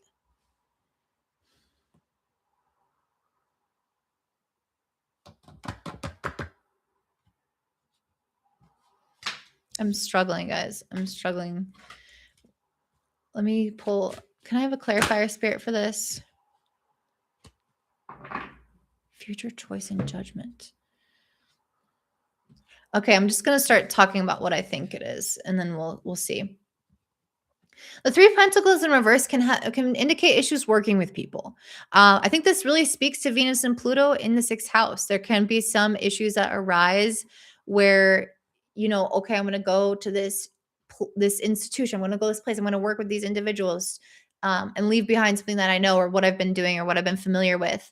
But then you get there and it's like, well, maybe you don't always agree. Maybe you have different ideas of what something should be like, or you don't always see like maybe the protocol that you're being put into isn't something that you 100% agree with, or maybe the people that you're around are not necessarily working well with you. If you're working at a job, for example, maybe this is like not always seeing eye to eye with the other people on your team.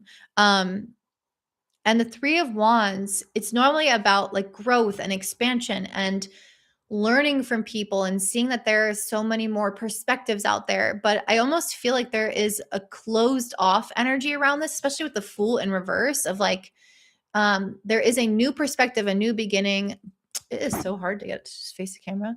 A new perspective, a new beginning, something that's like a fresh start. But I almost feel like you guys are experiencing maybe some inhibition around that, like inhibition around the newness and the growth and the opening to other perspectives, because maybe something is yeah, maybe something is just not aligning with other people. um she who divines, future choice and judgment related to that. Yeah, almost like the idea of the idea of the direction something should go in might be different for different people. um the choices that you make, the decisions that you make, your approaches might vary, and it could feel a little bit like a clash or like a challenge in certain ways. I'm curious if this relates to anybody. um my wife is fighting a case against her employer, which is a government itself. They hire her through a third party rather than directly hiring her to minimize the pay salary because it's cheaper for them. Oh my God. Okay, that's horrible. Are we surprised? No, we're not surprised because this is literally ugh. I mean, this is really speaks to what I was saying in the beginning of just these overbearing, kind of dominant institutions in force right now. So, yeah. So then this could, I mean, obviously that speaks to not being on the same page because the way that she gets paid is really being viewed differently from person to person.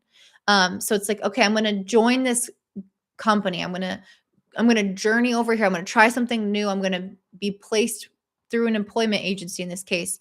But then I get there and I'm like, wait, but they're trying to not pay me all the way, and other people are getting paid more, and this isn't right, and what's going on here? And we're having different ideas on how this thing is meant to be expanded upon or grown or whatever, or how I'm meant to grow. Like I'm meant to have more money in this instance, and I'm not. So it's like, what's my future in this company? We're not seeing eye to eye on this kind of thing. Virgo sun here, having trouble getting pregnant, also seeing someone to support my hormones. So spot on. Oh my gosh. Yeah, that's Krista, that's kind of exactly. Again, due to which we are not able to plan the second child. Yeah. Yeah. So all this can relate back to children. Absolutely. So it could feel like I don't see how this is going to work almost with this future and the Fool in reverse. It could feel like I want this child or I want this new beginning, but I'm just not seeing how it's going to work.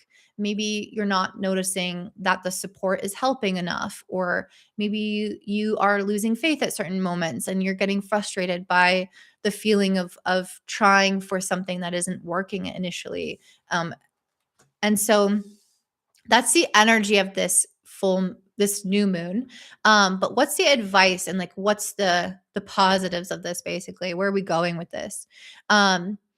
Well, first of all, I think that let's see. Oh, this is the Emperor. Sorry, I just want to look a little bit more at this. Can I have a clarifying card for the Emperor spirit? So we have she who radiates knowing, ambition, and confidence. I feel like you guys, there needs to be almost like this feeling of like, not act as if necessarily. I mean, you could do that, but yeah, I don't know. It's just almost like knowing it's all going to work out. Like, I know this is going to get better. I know that I'm going to make more money. I know that I'm going to get pregnant. I know that um these people that I'm working with, things are going to get better in that situation, whatever this pertains to.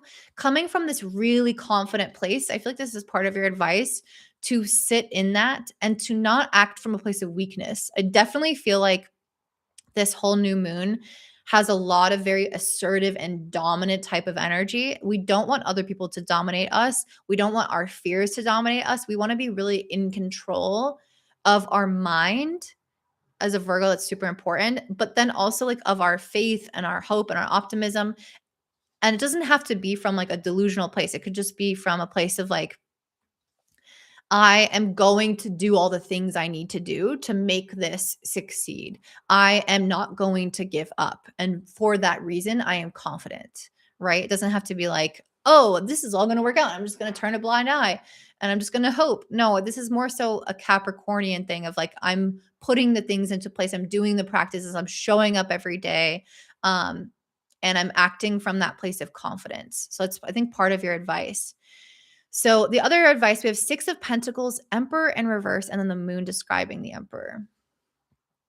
I'm going to sit on the Emperor for a second, get the Six of Pentacles. The Six of Pentacles, to me, I feel like this is saying that things are going to end up being fair in the end. Or like they will, like the outcome.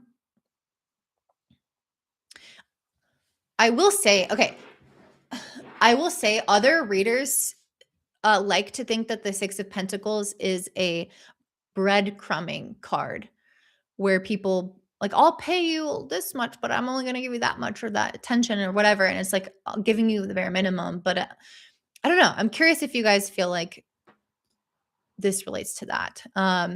Actually, she was going to win the case, but the judge died.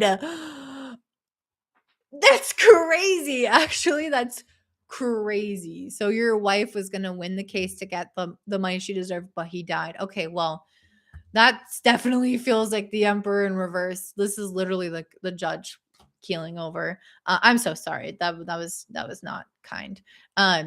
Okay, that's crazy. So wow. Okay. um, that totally distracted me. That is so interesting. So okay, the ruler of this moon is Saturn in the 7th house of relationships. I really feel like there's going to be something here of like play like I was going to say play by the rules, but the Emperor in reverse is kind of like a don't play by the rules card. So I feel let me pull another one. Spirit, can I have more clarity on this? Yeah. Okay. So there might be something here. Yeah, this is kind of what I was getting of like this is the message that I'm getting, I think, in general across all the advice is that if we really want something at this time, we may start pushing in an aggressive way. So if it's like we want a child in this case, we may start being we may lose touch of our connection with our partner when we really want to get pregnant. We could get so focused, on your basal body temperature and your ovulation and the timing and making sure that you do all the things. And I do think that you should do all the things. But the problem is that with this ruler in the 7th house, this is very much focused on like the how to make this kind of like the best solution for everybody and not just like dominate something. And this includes like your mind, your body, and your spirit. So if this is just talking about you as an individual, making sure that it's benefiting every aspect of the self rather than just one. Or if this is talking about you and a partner or you and a company, how do we make this so that it benefits like the whole, right? So it's like maybe getting pregnant, how do we do this from a balanced and even perspective, and how do we move forward with that while still doing all the things but in a way that allows us to feel like we're still connected to our partner, we're still um being kind of fair almost, if that makes sense. Because yeah, I pulled the she who regrets battle, victory, and bitterness. I feel like we could push forward for something, but at what cost? So that's something that we need to know. At what cost are we going to push something forward? With the Emperor in reverse and the Moon card, I feel like there are things, if this is involving a business or like an institution or something like outside of you, like a boss or something, like in the case with your wife, there is a lot happening behind the scenes with the Moon card. There's a lot that you don't see that I think is going to indicate that you will get the fair outcome. But there's a lot happening behind the scenes where the Emperor in reverse, they could actually end up that institution could actually end up undermining itself in some way. Um and and showing that it's not like working. That does that make sense? I don't know if that makes sense. Let's see, like for example, let's say that if you are going to like a fertility doctor, maybe you're doing all of the things, but I don't know. I almost wonder, is that like the right person for you? I mean, I don't want to say like don't go to a, I don't want to say to change your doctors or anything. I just think that there might be stuff happening behind the scenes, like with that institution or with that doctor, whatever, that you don't quite see at this time. Um, that needs to just play out. And this is kind of, these are consistent messages throughout all the groups. You can see that things need their time to play out, that we should stand up for ourselves, but we shouldn't push it too far because that can break something or come at a cost. In this case, I think we need to be really even keeled and balanced in our approach and recognize that if this involves another person, the other person might mess up. And that could benefit us in some way, or they could be exposed in some way. Um, if this is about getting pregnant, I don't think that message aligns with you guys. That's more so for like a business. So I'll pull a card just for the people who are wanting to get pregnant because that's also relevant. So Any messages specifically for people who are wanting to get pregnant? I know this is a small subset of people, but since you guys are on this chat, why not, right? Those who want to get pregnant, any message, Spirit? We have the Knight of Pentacles in reverse. Why is every card coming out in reverse? It's actually starting to piss me off.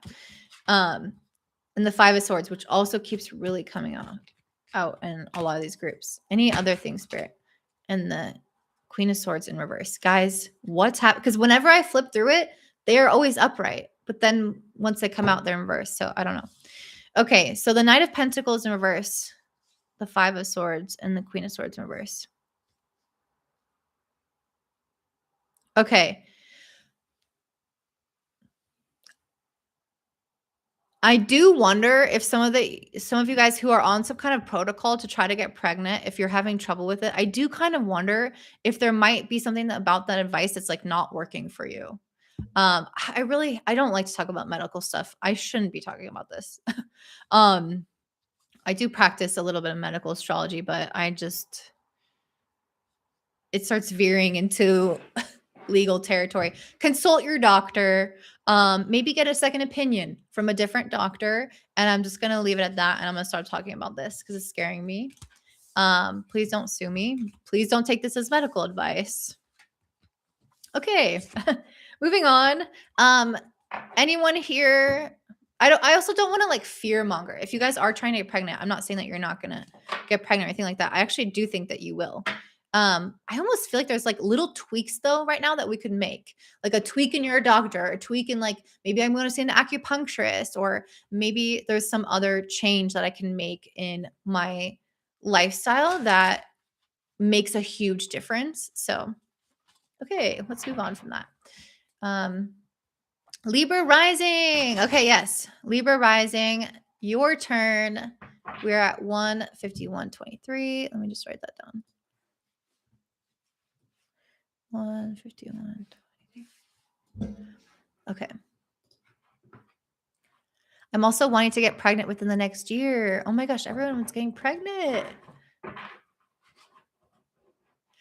If you want to check when the most typical time astrologically when people get pregnant is when they're going through a Jupiter transit, because Jupiter is known as the bringer of children.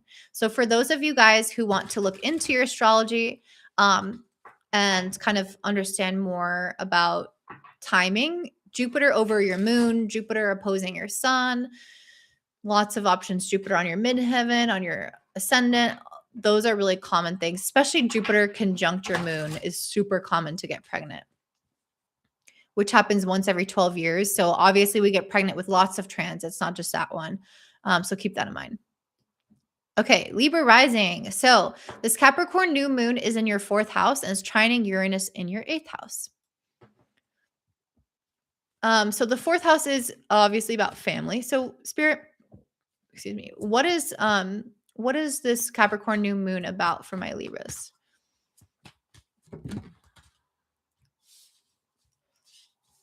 And then what is their advice, Spirit? So we have the Magician in reverse, Ace of Swords. I wasn't sure if this should be reversed because it kind of came out sideways. So what's the advice for Spirit? What's the advice for Libra? Why do we keep getting 5 of Swords for like almost every group? And you guys hear me shuffling them, right? The Fool in reverse, the 9 of Swords, and then one more, Spirit.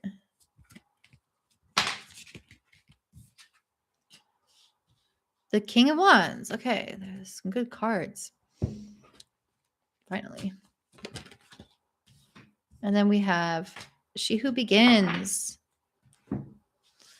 Yeah, there's something that I feel like I'm just going to immediately say off the bat. There's something that I feel like you guys have been wanting to start, but there's some inhibition around it as well. Maybe you're overthinking it. Maybe you're getting conflicting advice. Maybe you're anxious about it. Maybe you have a lot of ideas and you're kind of spread thin. But there's something about this where I feel like there's been something that you want to launch, something that you want to start, something that you want to get out there into the world that may feel that you may feel inhibited around in some capacity. And with the King of Wands coming out, I definitely feel like you guys are meant to be coming out in terms of like leadership and self-confidence. I think you're meant to be stepping up a little bit more into that position.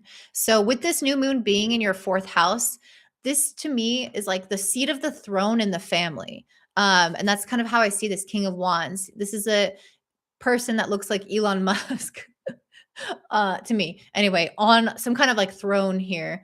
And that to me is like you guys being in your element, like you needing to kind of come back to a really strong place where you maybe feel you're at your emotional center, your creative center, that you are inspired, that you're in control, that you're confident, that you are leading something from a really strong place. And again, because I think that there may be some like wishy-washy energy or some confusing energy that you're maybe embodying, and spirit really wants you to send it. Spirit wants you to go full force. If there's something that you want to start, like if you say you want to have a child, for example, this is your time to send it to go all the way, and not if you have like doubts or fears or whatever, maybe you're lacking information about certain things. I feel like this is saying that you need to like try to clear that up within yourself, essentially. This moon is making a trine to Uranus in the eighth. So it's a lot around leaving behind the limitations, the fears, the anxieties, the worries. What if, what if, what if? It's like, okay, let's just, not that you have to ignore those things, because I think it's coming from a place of logic.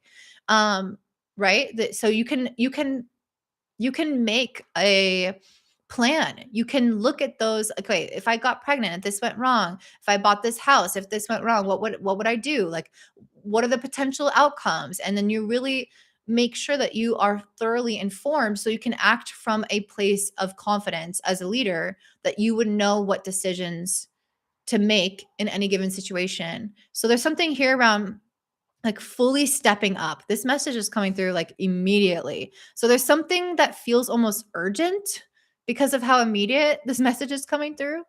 Pluto's conjuncting my natal Uranus. Okay. Yeah, so this is definitely time for you to not hold yourself back then. And to embrace the things that yeah. The Magician and the Ace of Swords, I kind of feel like these were meant to be upright. Like, I feel like this message is there's when I see the Magician, it really feels to me that somebody is ready. They have what they need. I just think that you guys might need to do like more research with the Ace of Swords. I think there needs to be clarity in terms of information, in terms of a decision, making sure that all of yourself is on board with something. Like, I'm committing to this, I'm going all in on it. I'm not going to waffle. And if you're not going to do it, then commit 100% to not do it, right? And don't go back and revisit and wonder. And it's like, okay, just decide and commit and send. Um, I have a story for this. I was hiking with my brother and his ex-girlfriend a long time ago, and I was going to jump from one rock to another rock, and there was a large gap, and I was scared. And she was like, when you do this, commit. Like, you can't just like, I'm gonna make the jump, and then you kind of waffle and then you fall, right? You have to send it. You have to feel confident. You have to know that you're gonna make it to the other side and give it everything you've got, because otherwise you will actually get really fucked up. So that's the vibe I'm getting from this, not the threatening part of that you'll get fucked up, but just the energy of there is no option but 100%. It's 0 or it's 100, and you can decide to go back, but you have to, or you can decide to fully commit. So there's something about this where I feel like you guys actually have exactly what you need. You just maybe do a little bit more of research if you, but in terms of like resources and whatnot, you have what you need. You just have to decide and commit. This feels like a really clear message. Wow. I don't know how this relates to the fourth house, though. The fourth house is related to our family. It's related to our home. It's related to our security. So maybe this is about where you live. Maybe this is about some decision within your family. Maybe this is about some kind of financial decision within the household. or relationships within your family. So there's some kind of beginning here that wants to happen or that wants to cement itself, but it can't if you don't 100% go for it. The ruler of this moon, Saturn, is in the 6th house with Neptune. So this could also involve very much like orienting your day and your routine around this decision, or your work around this decision. So it's like, okay, if I'm going to do this thing, then my life will then have to look like this, right? My environment, my work, or whatever has to then shift to make space for this or look like this. Um, my natal Uranus, Pluto's conjunct Venus. Okay, we talked about that. Okay, so let me pull some cards for you guys, though, because we do have Pluto conjunct your planetary ruler, conjunct Venus in your 5th house. I wonder if this is about children. It's like if you're gonna have children, just send it. I mean, obviously not everyone's gonna have children, but let's just see what this is about. Spirit, what's this Venus Pluto conjunction about for my Libras? We have the King of Swords. Interesting.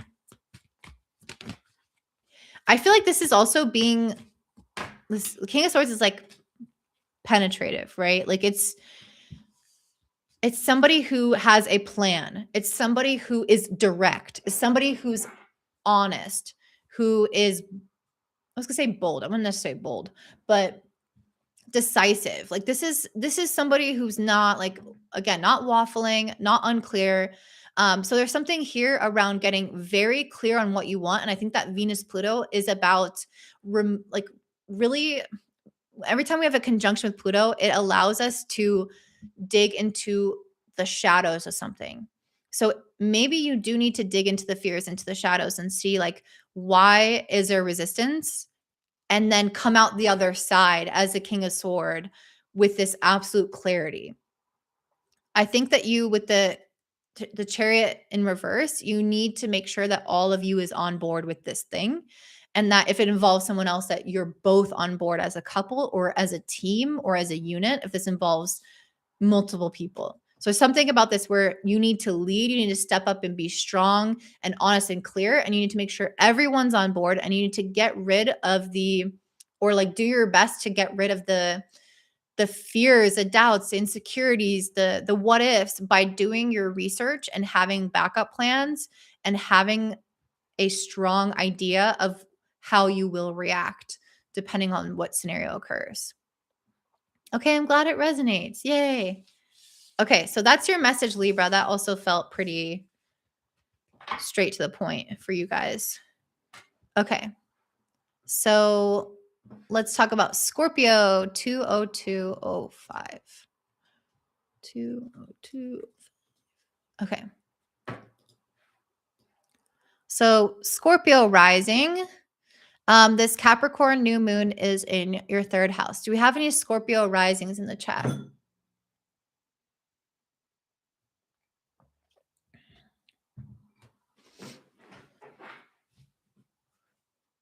Do we have any Scorpios in the chat? Or even people with Scorpio planets? I'm curious. My partner has a sun, Scorpio stellium. And what house is that in? Do you know? My brother has a Scorpio stellium and sun as well. I love my Scorpios. Okay. The 9th. Oh, that's a great house. Okay, Spirit, what is happening for our Scorpios? 2 of Cups. Beautiful. What's happening for our Scorpios? Pisces rising.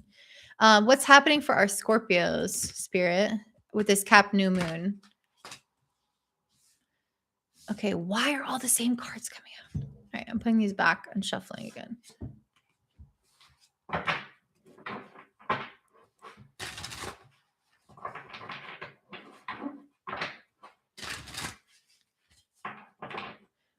All right, Cap new moon for my Scorpios. What's going on for Cap new moon Scorpios? All right, and then advice. Oh, a lot came out for that. Interesting. There's something going on with relationships for my Scorpios. So Jody, I wonder if something's going on with you guys or your partner and somebody else. Let's see. Okay. So for Scorpio rising, again, we have this Capricorn new moon in the third house, trining Uranus in the seventh. Okay, that makes a lot of sense. I didn't even think about Uranus in the seventh. Makes a lot of sense why relationship stuff is coming up. There's something here around relationships where I feel like that Scorpios are meant to be getting clear. Getting clear on what they want, kind of similar to Libra, getting clear on what they want something to look like, how when it pertains to their involvement with other people. So, with the Two of Cups and the Ace of Wands, this could be so many things. But let me use an example of somebody I know. So someone I know is interested in somebody, but then they kind of like don't really know about the relationship as well. So, and they're Scorpio. So it's like this to me would be the Cap Newman would be them needing to get clear on what it is that they're looking for in a partner, how they communicate with people, what it is that they want with something, maybe a creative project, and how that relates to or involves other people with the Two of Cups. Um, my partner's job has changed his hours from March, so it's going to be a huge change come March. Yeah. So a new moon in the third house can definitely indicate a lot of change in terms of your busyness level.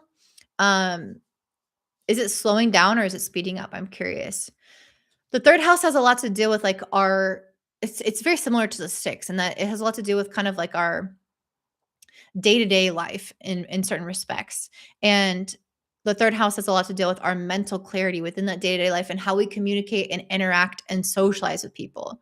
So there's something about this where I really feel like you guys, my Scorpios, are meant to be kind of reigniting some passion with the Ace of Wands, or really tuning into your own frequency of like what it is that makes you feel passion in your day-to-day life, but especially when it comes to other people. And I feel like with the she who doubts and then she who radiates knowing, ambition, confidence, fear, wariness, and trust, I just feel like there is like this two-sided coin, and this might not even speak to relationships necessarily, but with that trine to Uranus in the seventh, I can't help but think about that.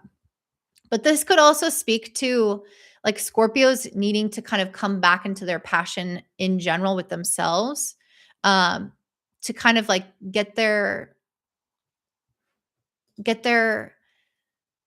head screwed on right. And the ruler of this moon is Saturn and with conjunct Neptune in the fifth. So something about like doing more of what you love or feeling more um connected to like enjoying your day-to-day life. There's something about this.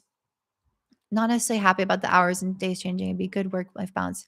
His old shift for 3 days a week, 12-hour shifts, but now he's going to 5 days a week, 7-hour days. Okay. Yeah. So yeah, there's something about this period where I feel like there is two kind of minds, right?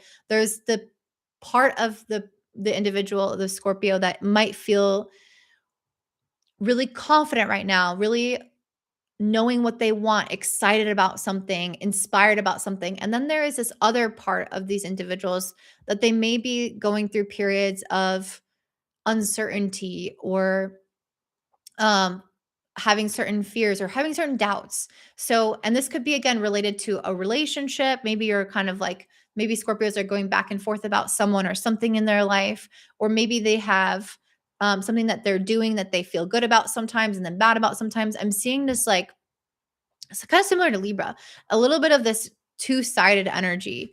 And the advice is the Four of Wands, Four of Cups in reverse, and the Star. I almost feel like this is something that's saying like lean into it with the Four of Wands and Four of Cups in reverse, and the Star. Like believe in something and lean into something. This feels really similar to Libra's message, But yeah, the Four of Wands is a card of celebration. So it's almost like seeing this thing, this person, this opportunity, or this thing, or this change that maybe you did not decide on for yourself. Maybe it's something that happened to you, like in the case with your husband, Jody.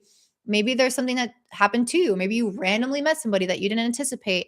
But whatever it is, it's something that feels like coincidental or accidental.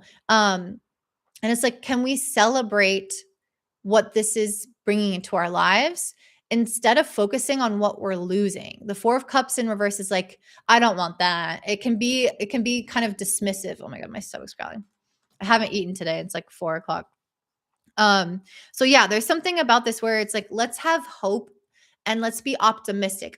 I really think that my Scorpios, you guys have a lot more upright cards than any of the other groups. The only in reverse card is a negative card. So there's something here about like saying yes to life a little bit more, like engaging with life, and not allowing yourself to like fear something that might be trying to come in, or something that might be changing your life or throwing you off course a little bit. It's like if something is unexpected happening, or if you met somebody that you never thought you'd meet, or if you got news about something that you didn't think you would get, how can you see that as a positive? Because there's something about this that I think is actually a blessing, but it might be hard to see that right now. So I know that might, yeah. So, or even if it's not hard to see, there just might be something about this that you're not fully embracing, where you have some resistance around it. So I really feel like for Scorpios, there needs to be a shift in mindset, because that's a third house new moon, to embrace the thing that maybe you didn't expect with more open heartedness. Okay, I kind of want to pull another card. Another card around advice, spirit, for my Scorpios.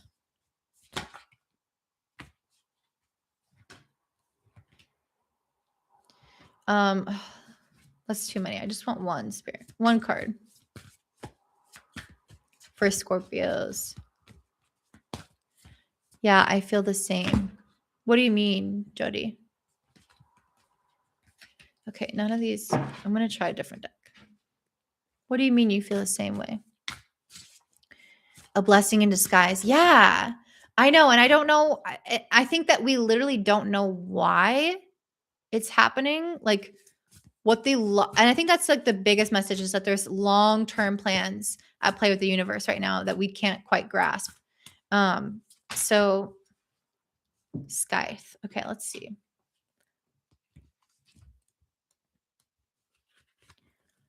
Oh, the scythe is an attribute of the gods of fertility and death. So the symbol is associated with cycles, reaping fruits, and dangerous situations when you have to walk the edge of a blade.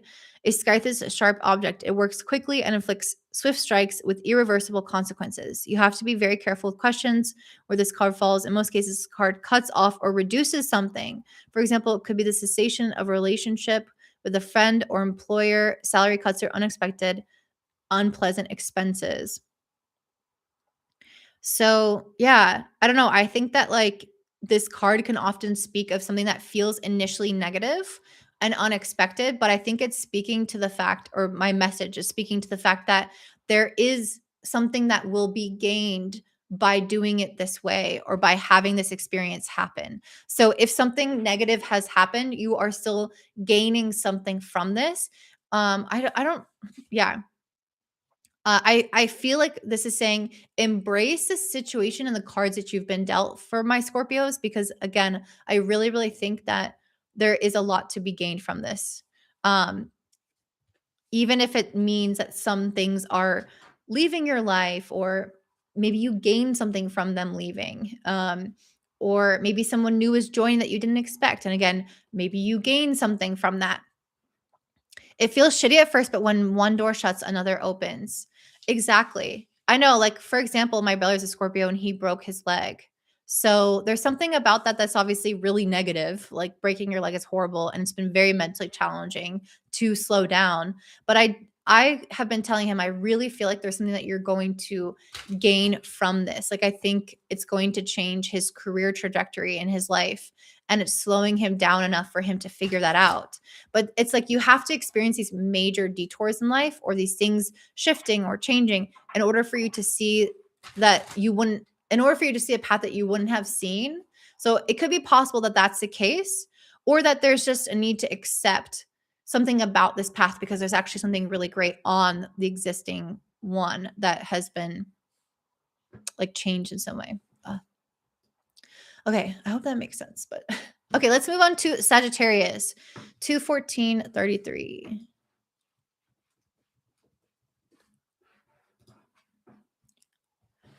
Jody, I like that card too. It looks a little scary, but it's cool. Okay, anyone here have Sagittarius, Sun, rising, or even Venus or any other planet? Okay, so Sagittarius. What's happening at this Cap new moon for Sagittarius spirit? What's happening for Capricorn? I hope he heals well. Absolutely agree. Sometimes life happens to us when we don't make a change. Yep. And Scorpio can resist change, I will say. Okay, Sagittarius spirit. Oop.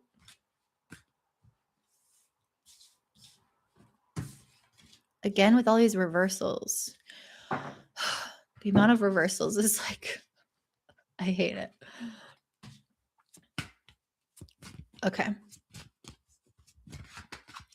So Sagittarius,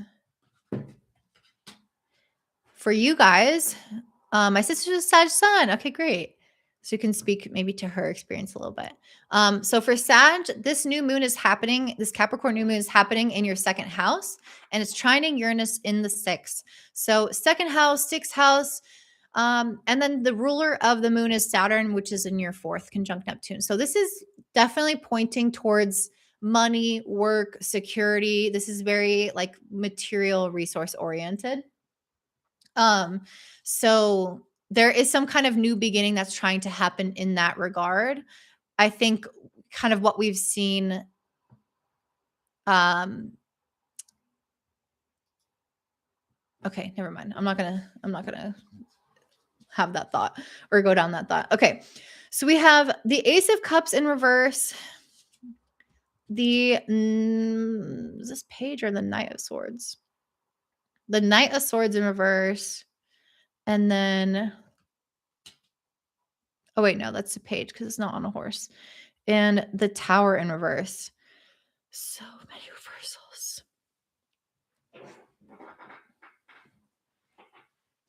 Page of Swords, Tower in reverse. Okay. So one of the messages coming here for my Sag was like kind of maybe things like getting ahead of ourselves with something and then finding that it ends up collapsing in some way, or that we decide to leave it, because Tower in reverse is usually self-initiated. So we have the Ace of Cups in reverse. This is someone like overflowing with love, but then it's like, oh, like where does it go? It doesn't really have anywhere to go because it's in reverse, is dumping out of the cup. So and then we have the Page of Swords, and it's in reverse as well. And Page of Swords is already kind of one of the more impulsive and hasty kind of energies in the deck. And then in reverse, it can bring out the negative consequences of that. And the Tower in reverse is, of course, a foundation of something, or like giving away or you leaving something. So this all pertains to the message of there might have been something in your life that you got a little bit hasty with, a little bit ahead of yourself with, because you really, really want something. And I can see that with the She Who Yearns, desire, yearning, longing, pining for. Maybe you really wanted love. Maybe you really wanted money. Maybe you really wanted some career thing to work out, or I don't know, whatever this is. And it's saying that there was some kind of maybe decisions that were made based off of that. Maybe you really, again, I really want this thing to pan out in this way. And then you're like, actually, I feel like I feel like it's not really turning out as I thought, right? Like maybe I kind of idealized something, maybe, or maybe I put all my eggs in one basket. Maybe I jumped too soon. Maybe I Yeah, there's something about that where it's like kind of maybe an assumption that was made, or um just like wanting something so bad that the desire kind of took over the practical elements. So I think something about this Capricorn new moon is almost like restoring some of the practical elements, because it is a Capricorn new moon after all. Bringing things back down to the basics, bringing things back down to what works or what is real. Um, Grounding something into reality in a different way, especially with this ruler of the moon being in the fourth house, like really making something, yeah, really making something like steadfast. The ruler of the moon in the fourth could also speak to this somehow relating to either like deep-seated feelings or something happening with family. God, I feel like I have so many messages for Sag that it's like too all over the place. But I'm curious if there's anyone Sag here, or if your sister with the Sag sun could relate to this in any way, because this feels like a very specific message. But yeah, there's something here. It's like maybe in the past, in the recent past, getting ahead of yourself didn't work out. Like something didn't pan out. Like let's say for example, I um I really want to invest in this like new financial opportunity, and or I bought this thing that I really really wanted even though I didn't have the money yet, and then it ends up that it breaks, or the financial opportunity falls through, or the person that I thought was really great actually turned out to be married. No, that's kind of silly. But there no, I mean maybe. So there could be stuff like that happening right now where it's like, "Oh, that thing that I wanted it so bad." She feels it in regards to relationships. Yeah, like I wanted this person so bad or this thing so bad that I was like willing to rush into it, and then it's not holding up. So part of the advice for my Sag with the 7 of swords and the star card, I think it's to be more strategic, to be more careful in planning. The second house where this new moon is taking place is often about like resources and money, but it's also a lot around independence and self sufficiency and building oneself up and acting from a very conservative place and having a plan in place. All of the houses involved, fourth, sixth, second, are kind of the more um, yeah, are kind of the more quick. You said Sagittarius energy is quick to act, but sometimes not the best decision for them. That's kind of what I'm seeing in this scenario is like there needs to be a slowing down and a coming back to a plan and a strategy and making sure that what you're doing has like a reasoning behind it. The 7 of swords is the most strategic card of the deck. So it's really making sure like this person's going to steal a bunch of stuff. If you're going into a camp at night with a bunch of soldiers and you're going to steal their weapons, do you think that you're gonna go in there without a plan? No. That's super risky. So there's something here about, like, assessing the risk and making sure that you are, um, doing what is, like, the safest bet. Let's say you want to work with someone or going to invest into something, you want to make sure that you are doing your research on this person and being like careful on who you're getting into bed with business. You want to make sure that the investment that you're putting into something financially is going to pay off. So you're doing your research and you're making sure that you are acting very strategically. And then we have the star card, which is a card of optimism. So just because something didn't work out in the past doesn't mean it won't work out in the future with something or someone else. So just because this thing fell through, if it did, doesn't mean that you should feel this sense of hopelessness. I think part of your advice is to be both strategic and hopeful, because Sag sometimes is operating from too much hopefulness and not enough strategy. So it's like we got to kind of balance them out, you know. So anything else, Spirit, that Sag needs to hear? So if this is around money or people, I think yeah, just acting from a place of calmness, because I will say one of the elements of Sag that is prone to is kind of like this manic state, this hyper, yeah, mania, kind of like I'm very excited. I'm going for this. I'm like giving all myself to this. I 100% believe in this. And that's beautiful. And that can be really good at manifesting certain things. But sometimes when we act from that like um energized place, sometimes we can be a little bit like too quick or too all in, or like not slowing down enough to like consider lots of things. So part of Capricorn's energy is about being practical. And I think in order to maintain practicality, we have to act from a place of inner calm. So it's like I'm making sure that I'm coming back to maybe a place of like meditation. It's not that I can't be excited and optimistic, but usually acting from like a revved up, excited, emotional state could produce results that keep the cycle going, where you may overlook important information and key details. So calming the nervous system, calming the body, carefully considering your options, carefully considering the pros and cons, and still feeling optimistic and moving forward anyway. So that's kind of what I'm seeing for you, Sag. So hopefully that's helpful. Thank you, Jody. Jody, it's just me and you in the chat, girl. I'm assuming you're a girl because of what we talked about and your name. So this is like a private conversation. Okay, let's move on to Capricorn.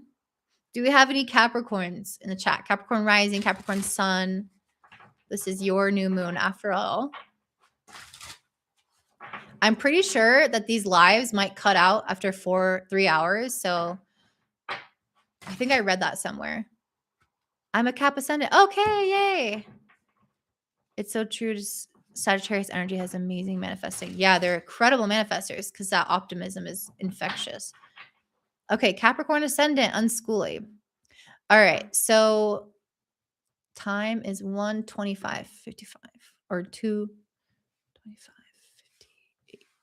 Okay. Okay. I'm so glad that you're here. So, okay, Capricorn, what's happening for you, Capricorn? Oop. Wheel of Fortune, upright, finally an upright card. My Capricorns, what are you getting out of this new moon? What is happening for you? We have the Ace of Wands, some positive cards. What's going on, Capricorn? This looks good. Maybe just one more. Oh, that was a lot. Okay, we'll take these as advice. Yeah. Okay. Get uncomfortable sitting for 3 hours, so I kind of adjust a lot. I notice that in my videos, I'm always like pushing up on my chair. It's probably really annoying to watch. So I apologize. Okay, Capricorns. So obviously, Capricorn, this new moon for you is happening in your first house. So, or where your sun is, depending on what your rising sign is. So this new moon in the first, it's making a trine to Uranus in your fifth house. Really beautiful. I'm getting a positive energy for you guys. I feel like if things have been difficult, things are going to start turning around with the Wheel of Fortune and the Ace of Wands. That's what Uranus in the fifth house can do. It can feel like it's breaking us out of a funk. It's making us come back online. It's making us feel alive and excited. It can help us come up with a plan or an idea to get unstuck or to find a solution to an existing problem, to feel like we're making progress, like we're building ourselves up. Like we are, yeah, I think maybe some of you guys could be working out more. Maybe some of you guys are creating some kind of plan or starting something new that you have wanted to do for a while, that you felt passionate about. The ruler of this moon is Saturn in your third. So again, I feel like you guys are very strategic right now. I think you guys are maybe having lots of like ideas and solutions and information that can come through for you to help support some kind of new beginning for you guys in a beautiful way. Love this for Capricorn. I do too. I want my business to get out of a rut. In the last quarter of 2025, I had losses. And with kid responsibilities, I'm out of routine. I have the solution in place. I'm not able to execute it regularly. Yes. Okay. So exactly. So this Capricorn new moon is going to help with the energy of that. So I do think that there is something about, I mean, of course, as an astrologer, I think that there's something about timing and the universe and things that are outside of our control. And I can see this. I can see this in astrology all the time. It's like, okay, you want that thing now, but you want that relationship, but you have Venus square Saturn, like it's not coming to you now. This is just an example. It's not a part of a chart. So I think it's really important to do our work, and then the universe can start picking up the momentum and energy to then support our efforts. So that's what I'm seeing at this Cap new moon. I see with the Wheel of Fortune, Ace of Wands, things picking up speed, things picking up pace. And this is not because of like, I think you guys are having the ideas and the solutions. Like you said on school, you've got the solution in place.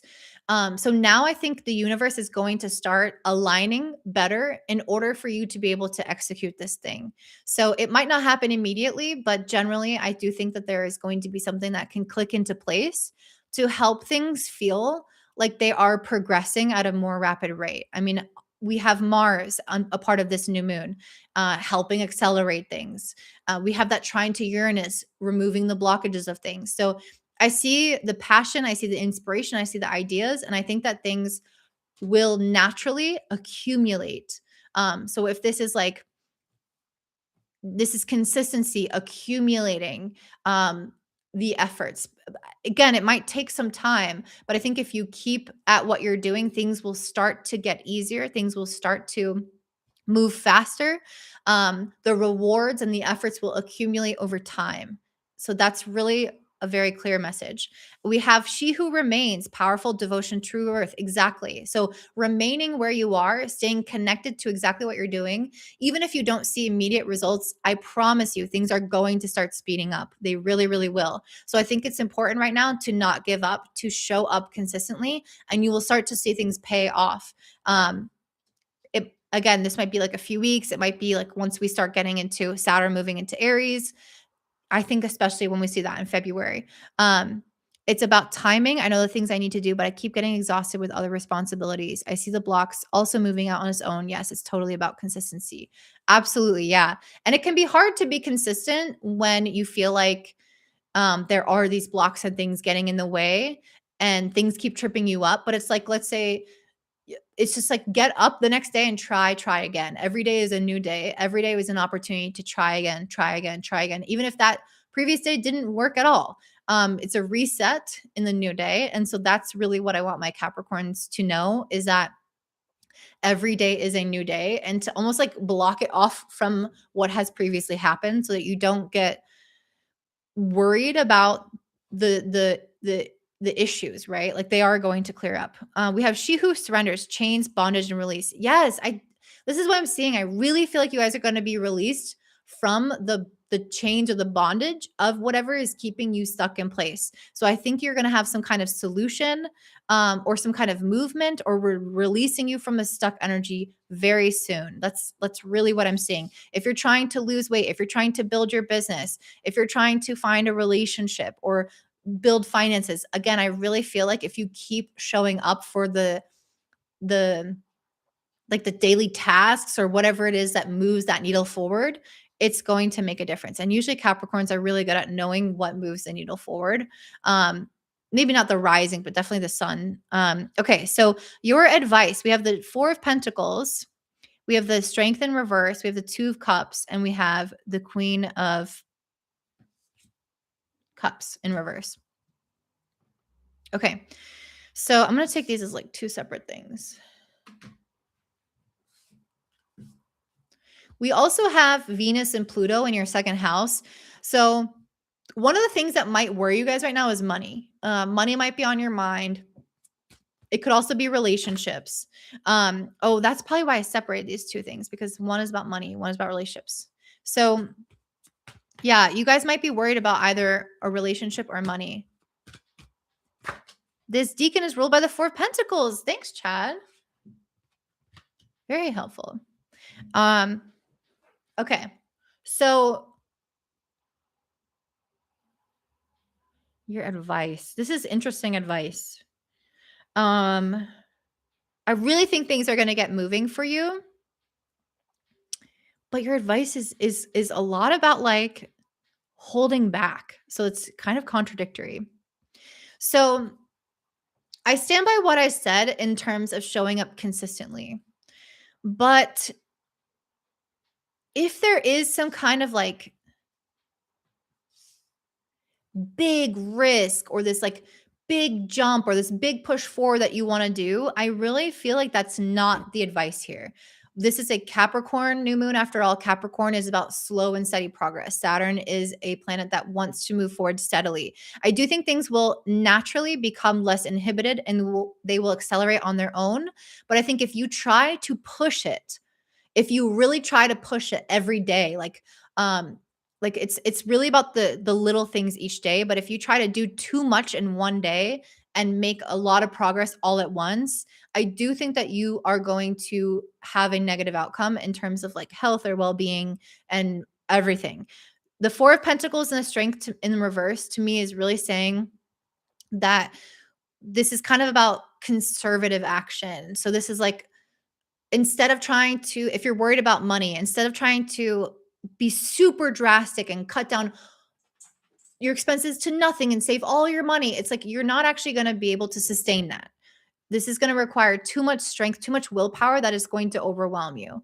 So it's saying, how do we just save, okay, maybe $100 each week or $20 each week? And we consistently do that and never stop. So there's something about that where it's like a little bit over a long period of time and being okay with things being delayed in results, but it's actually going to accelerate. So you don't have to worry about that. But mentally being okay with that in the moment is going to be important. We also have 2 of Cups, Queen of Cups in reverse. So not emotionally pushing yourself too much to try to like fix things in relationships or make everything better in relationships right away. If it's talking about people, or trying to meet everybody and I don't know, whatever this is related to with relationships, it's not trying to resolve all of it because that's going to tax the relationship too much or your emotions too much. It's like, how do we pace ourselves? That's the advice here for you Capricorn, is if you're anxious, try your best to pace yourself and think long term.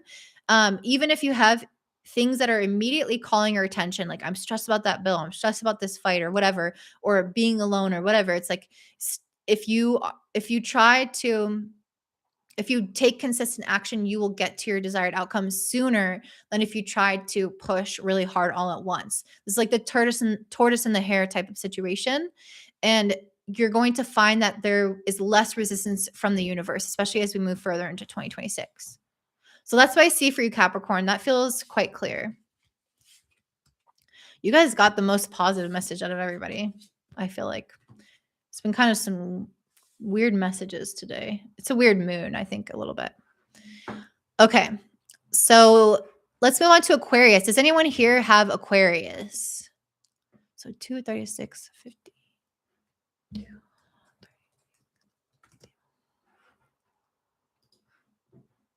Does anyone here have Aquarius, sun, rising, moon?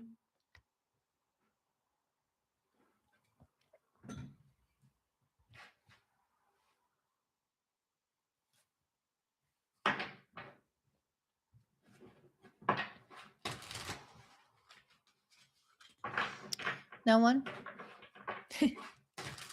Okay, well, let's just get started on Aquarius. I'm surprised I don't have more Aquarius people in my my YouTube channel. My mom's an Aquarius. My ex was an Aquarius. I feel like I attract a lot of Aquarius people. Okay, so what's happening for this Capricorn new moon for my Aquarius individuals? We haven't seen a single 3 of Swords. That's good. What's happening for my Aquarius? Oh, that's a lot. My brother and cousin are Aquarius. What are your thoughts on Aquarius, Jody? My brother's a double Aquarius, sun and rising. Do you get along well with them? Like, what's your energetic take on Aquarius? Okay. What's happening for Aquarius in this new moon? And then what is their advice? Interesting. So is this Capricorn new moon's in their 12th, isn't it? Let's see. I have an Aquarius. Hey, Chad. Okay. Yeah, Aquarius, this Capricorn new moon is in your 12th and it's trining Uranus in your 4th. Very clear message for my Aquarius coming through. Um so yeah, I feel like for my Aquarius, part of what's going on right now is that you guys oh, I don't want to do that. Sorry, my computer's trying to do a software update. So, okay, a 12th house new moon also trining Uranus in the 4th. This is very indicative of needing to rest. 12th house, 4th house are houses of rest. 12th house was internet. My internet was slow. Okay. 12th house is sleep. Fourth house is where you go to be at home and to rest by yourself. So what's going on? We have the 8 of Wands and the 10 of Swords. I feel like you guys have maybe been going and doing so much. And now, like in these previous months, and I think now it's time for you to kind of slow down a little bit. I think that you guys, with the 4 of Swords being your advice card and the Hanged Man, I think that you guys need to rest because and not move. Like literally, like stay at home more. Maybe meditate, I don't know, zone out. There's something here where I think that you guys, with the King of Wands, also your advice, I think that you guys are going to have some kind of creative inspiration come to you or some kind of really cool idea, maybe even some kind of opportunity, but you're going to want to feel prepared for this. You're going to want to have energy for it. You're going to want to have the space for the idea to come or for this opportunity to come to you. So I think that you guys, your message is like really black and white, is like slow down, rest, and don't try to force something right now. With the King of Wands, I think something is going to come to you, but again, it can only come to you when you have the spaciousness to allow it to come to you. Um, we have the we have a few more of these cards. We have She Who Emerges, Enlightenment, Mindfulness, and Rise Up. So yeah, I think that you guys are meant to be tapping into your like higher mind right now. So this could be going for walks in nature. This could be listening to classical music or inspiring speeches. This could be you meditating and drawing or doing art or something like this that is going to help you tap into a different part of your mind that is maybe not as analytical and that is more um open, more porous. And She Who Questions, yeah, I think that that porousness is going to allow you to have questions and openness that will the universe will then supply with answers, that the solutions to something will come or like the next steps to something will come if you have an existing question, or maybe if you just feel restless or like not at ease with something. This Capricorn new moon is really saying that it's important for you to not try to fix the problem and find all the solutions. It's important for you to just sit a little bit in what you're at and to gain perspective with this perspective card. I think that's the biggest thing right now is to definitely gain perspective by allowing yourself to rest enough to have the answers come to you. I feel like that's literally your message, but that might not be enough for my Aquarians. Um, Jody says, I can always spot an Aquarius. They tend to be the different ones in whatever group, family, friends, work. They're always funny and don't even try, in my experience. Different to Leo or Gemini funny. Chad says, I'm newly licensed attorney and I've been driving all around my region doing court appearances. I'm in the market for a new job because I'm doing a lot of evictions and I hate it. Okay, see, that's a great example, Chad. I really feel like this new job, I mean, that makes a lot of sense with the Capricorn new moon since Capricorn's about work. But my advice would be to not try to immediately search for a new job, but to kind of like manifest it by sitting with yourself, and asking spirit to find like for the best solution to come to you, because I definitely think something really good is going to appear. The theme of emergence, yes, has to do with the transition of planets from the 12th to the 1st in the next couple of weeks. Absolutely. So once, like you're saying, once that sun shifts into your first house into Aquarius, I think things will be illuminated. So right now it's a period of incubation where you maybe feel like, I don't like what this is, but I don't know what's next. And instead of trying to figure it out and solve the problem, you are meant to sit in that space and allow, like you said, for things to emerge. So really beautifully said, Chad. Really beautiful. So that's the message for Aquarius. That was really short, but I feel like that's pretty clear. I guess I could also talk about Venus and Pluto in Aquarius. Yeah, let me talk about that before I move on. Um, I think that this Venus Pluto in Aquarius has to do with like a resistance to what is, and really recognizing, because again, Pluto shows the shadows. So really recognizing what isn't working. Like, hey, this feels bad when I do evictions. Hey, this feels bad when I hang out with this person. It feels bad when I eat this food, or when I don't exercise. So it's like you're spotting what isn't really working, but then the next step is to find the solution, to find what will work, but that is going to come to you through rest. So okay, so let's move on to our last group, Pisces. So do we have any Pisces in the chats? I have a Pisces descendant. So usually there's a Pisces on here somewhere, but not always. Okay, so 2, 44, 45, 49. Let's see. 2.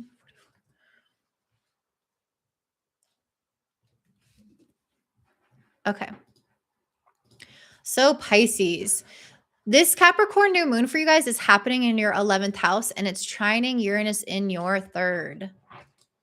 So there might be some stuff happening socially for you guys that this Capricorn new moon is bringing. Maybe having important conversations with people, having new ideas come to you through other people. So let's see what the cards say. What's going on for my Pisces?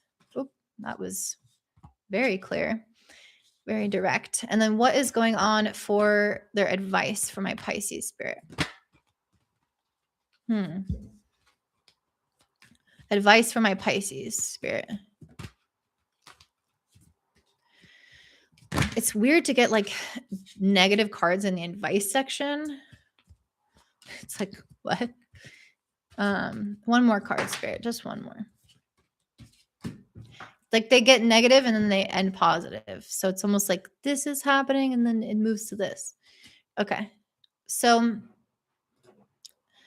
listening for my Pisces partner, here for the long run. Aw. Thanks, Jody. Your presence is very appreciated. So, okay. For my Pisces, again, this is a new moon in the 11th. Interesting that we have this future card come out. She who divines, future choice and judgment. 11th house often has to do with like long-term thinking. 9th and 11th house are very like, not, I mean, they're slightly different, but they're very future oriented in the way that they operate. So there's something about this time where you guys might be looking into the future, wanting to have a plan, analyzing things in certain ways. Maybe you are having certain ideas come to you with that Uranus trine to your 3rd about something that might work in your future. Let's see. So what else is going on at this new moon? We have Ace of Cups in reverse. We have the 4 of Swords, and we have the Page of Cups upright.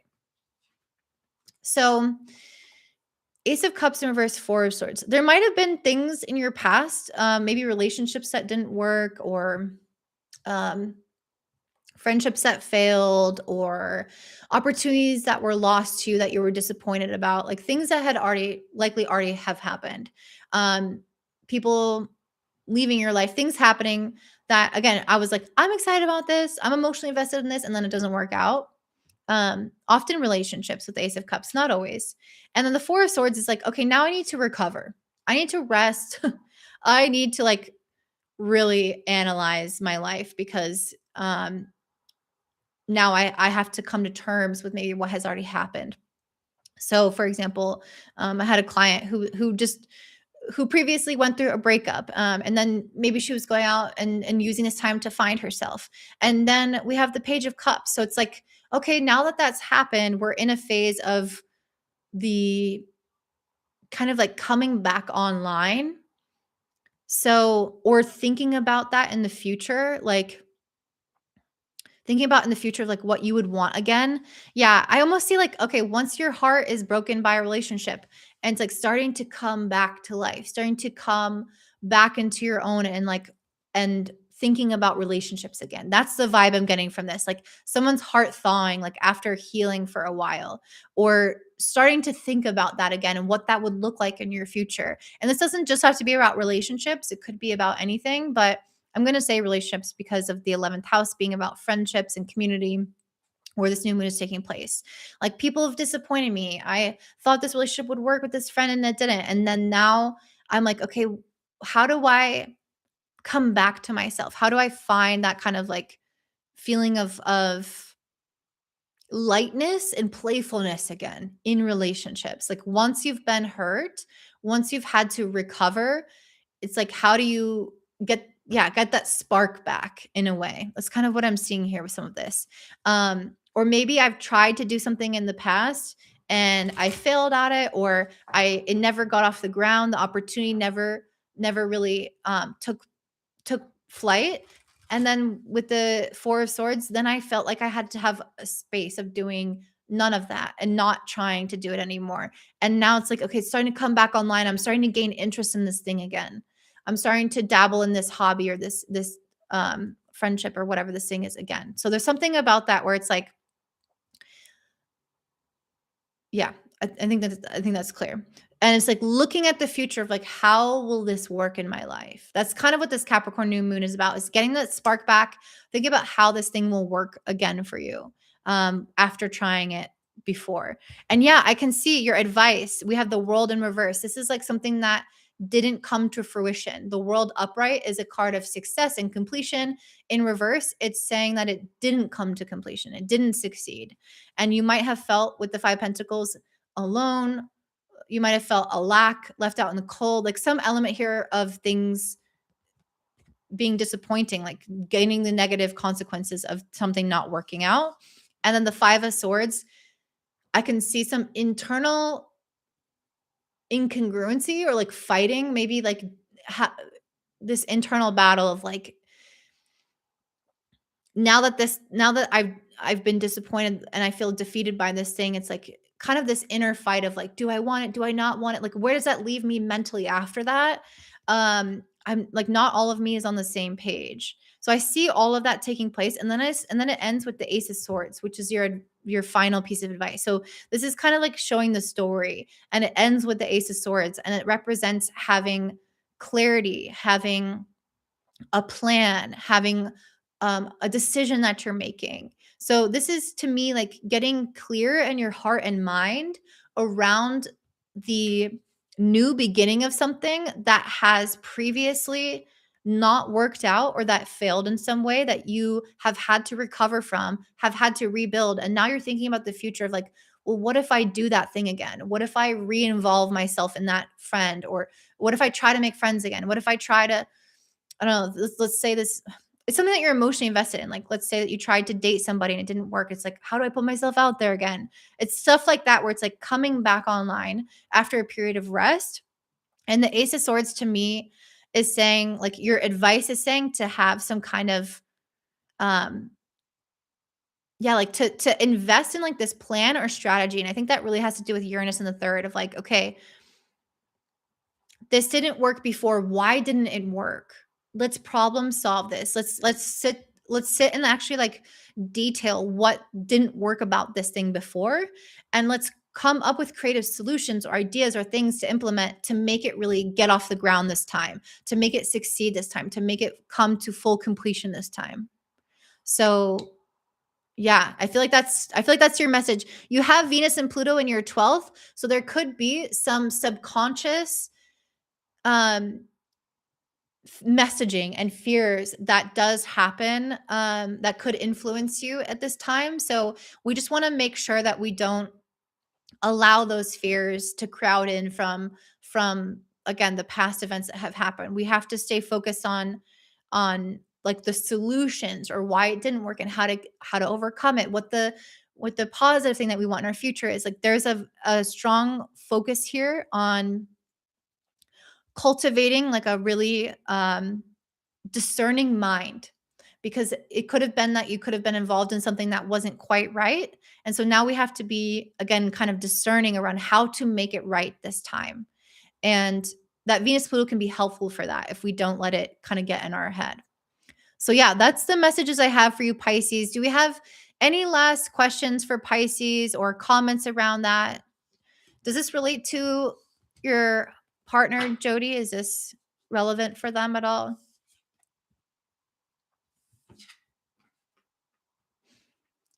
And if you guys have any personal questions or anything that you're curious about, I think we do have to hop off in a few minutes, but I do have a little bit of time if you want to chat.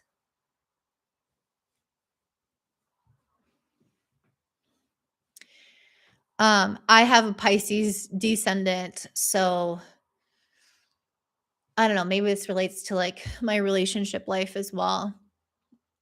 And I have definitely I definitely have not had success in dating, so any advice is appreciated.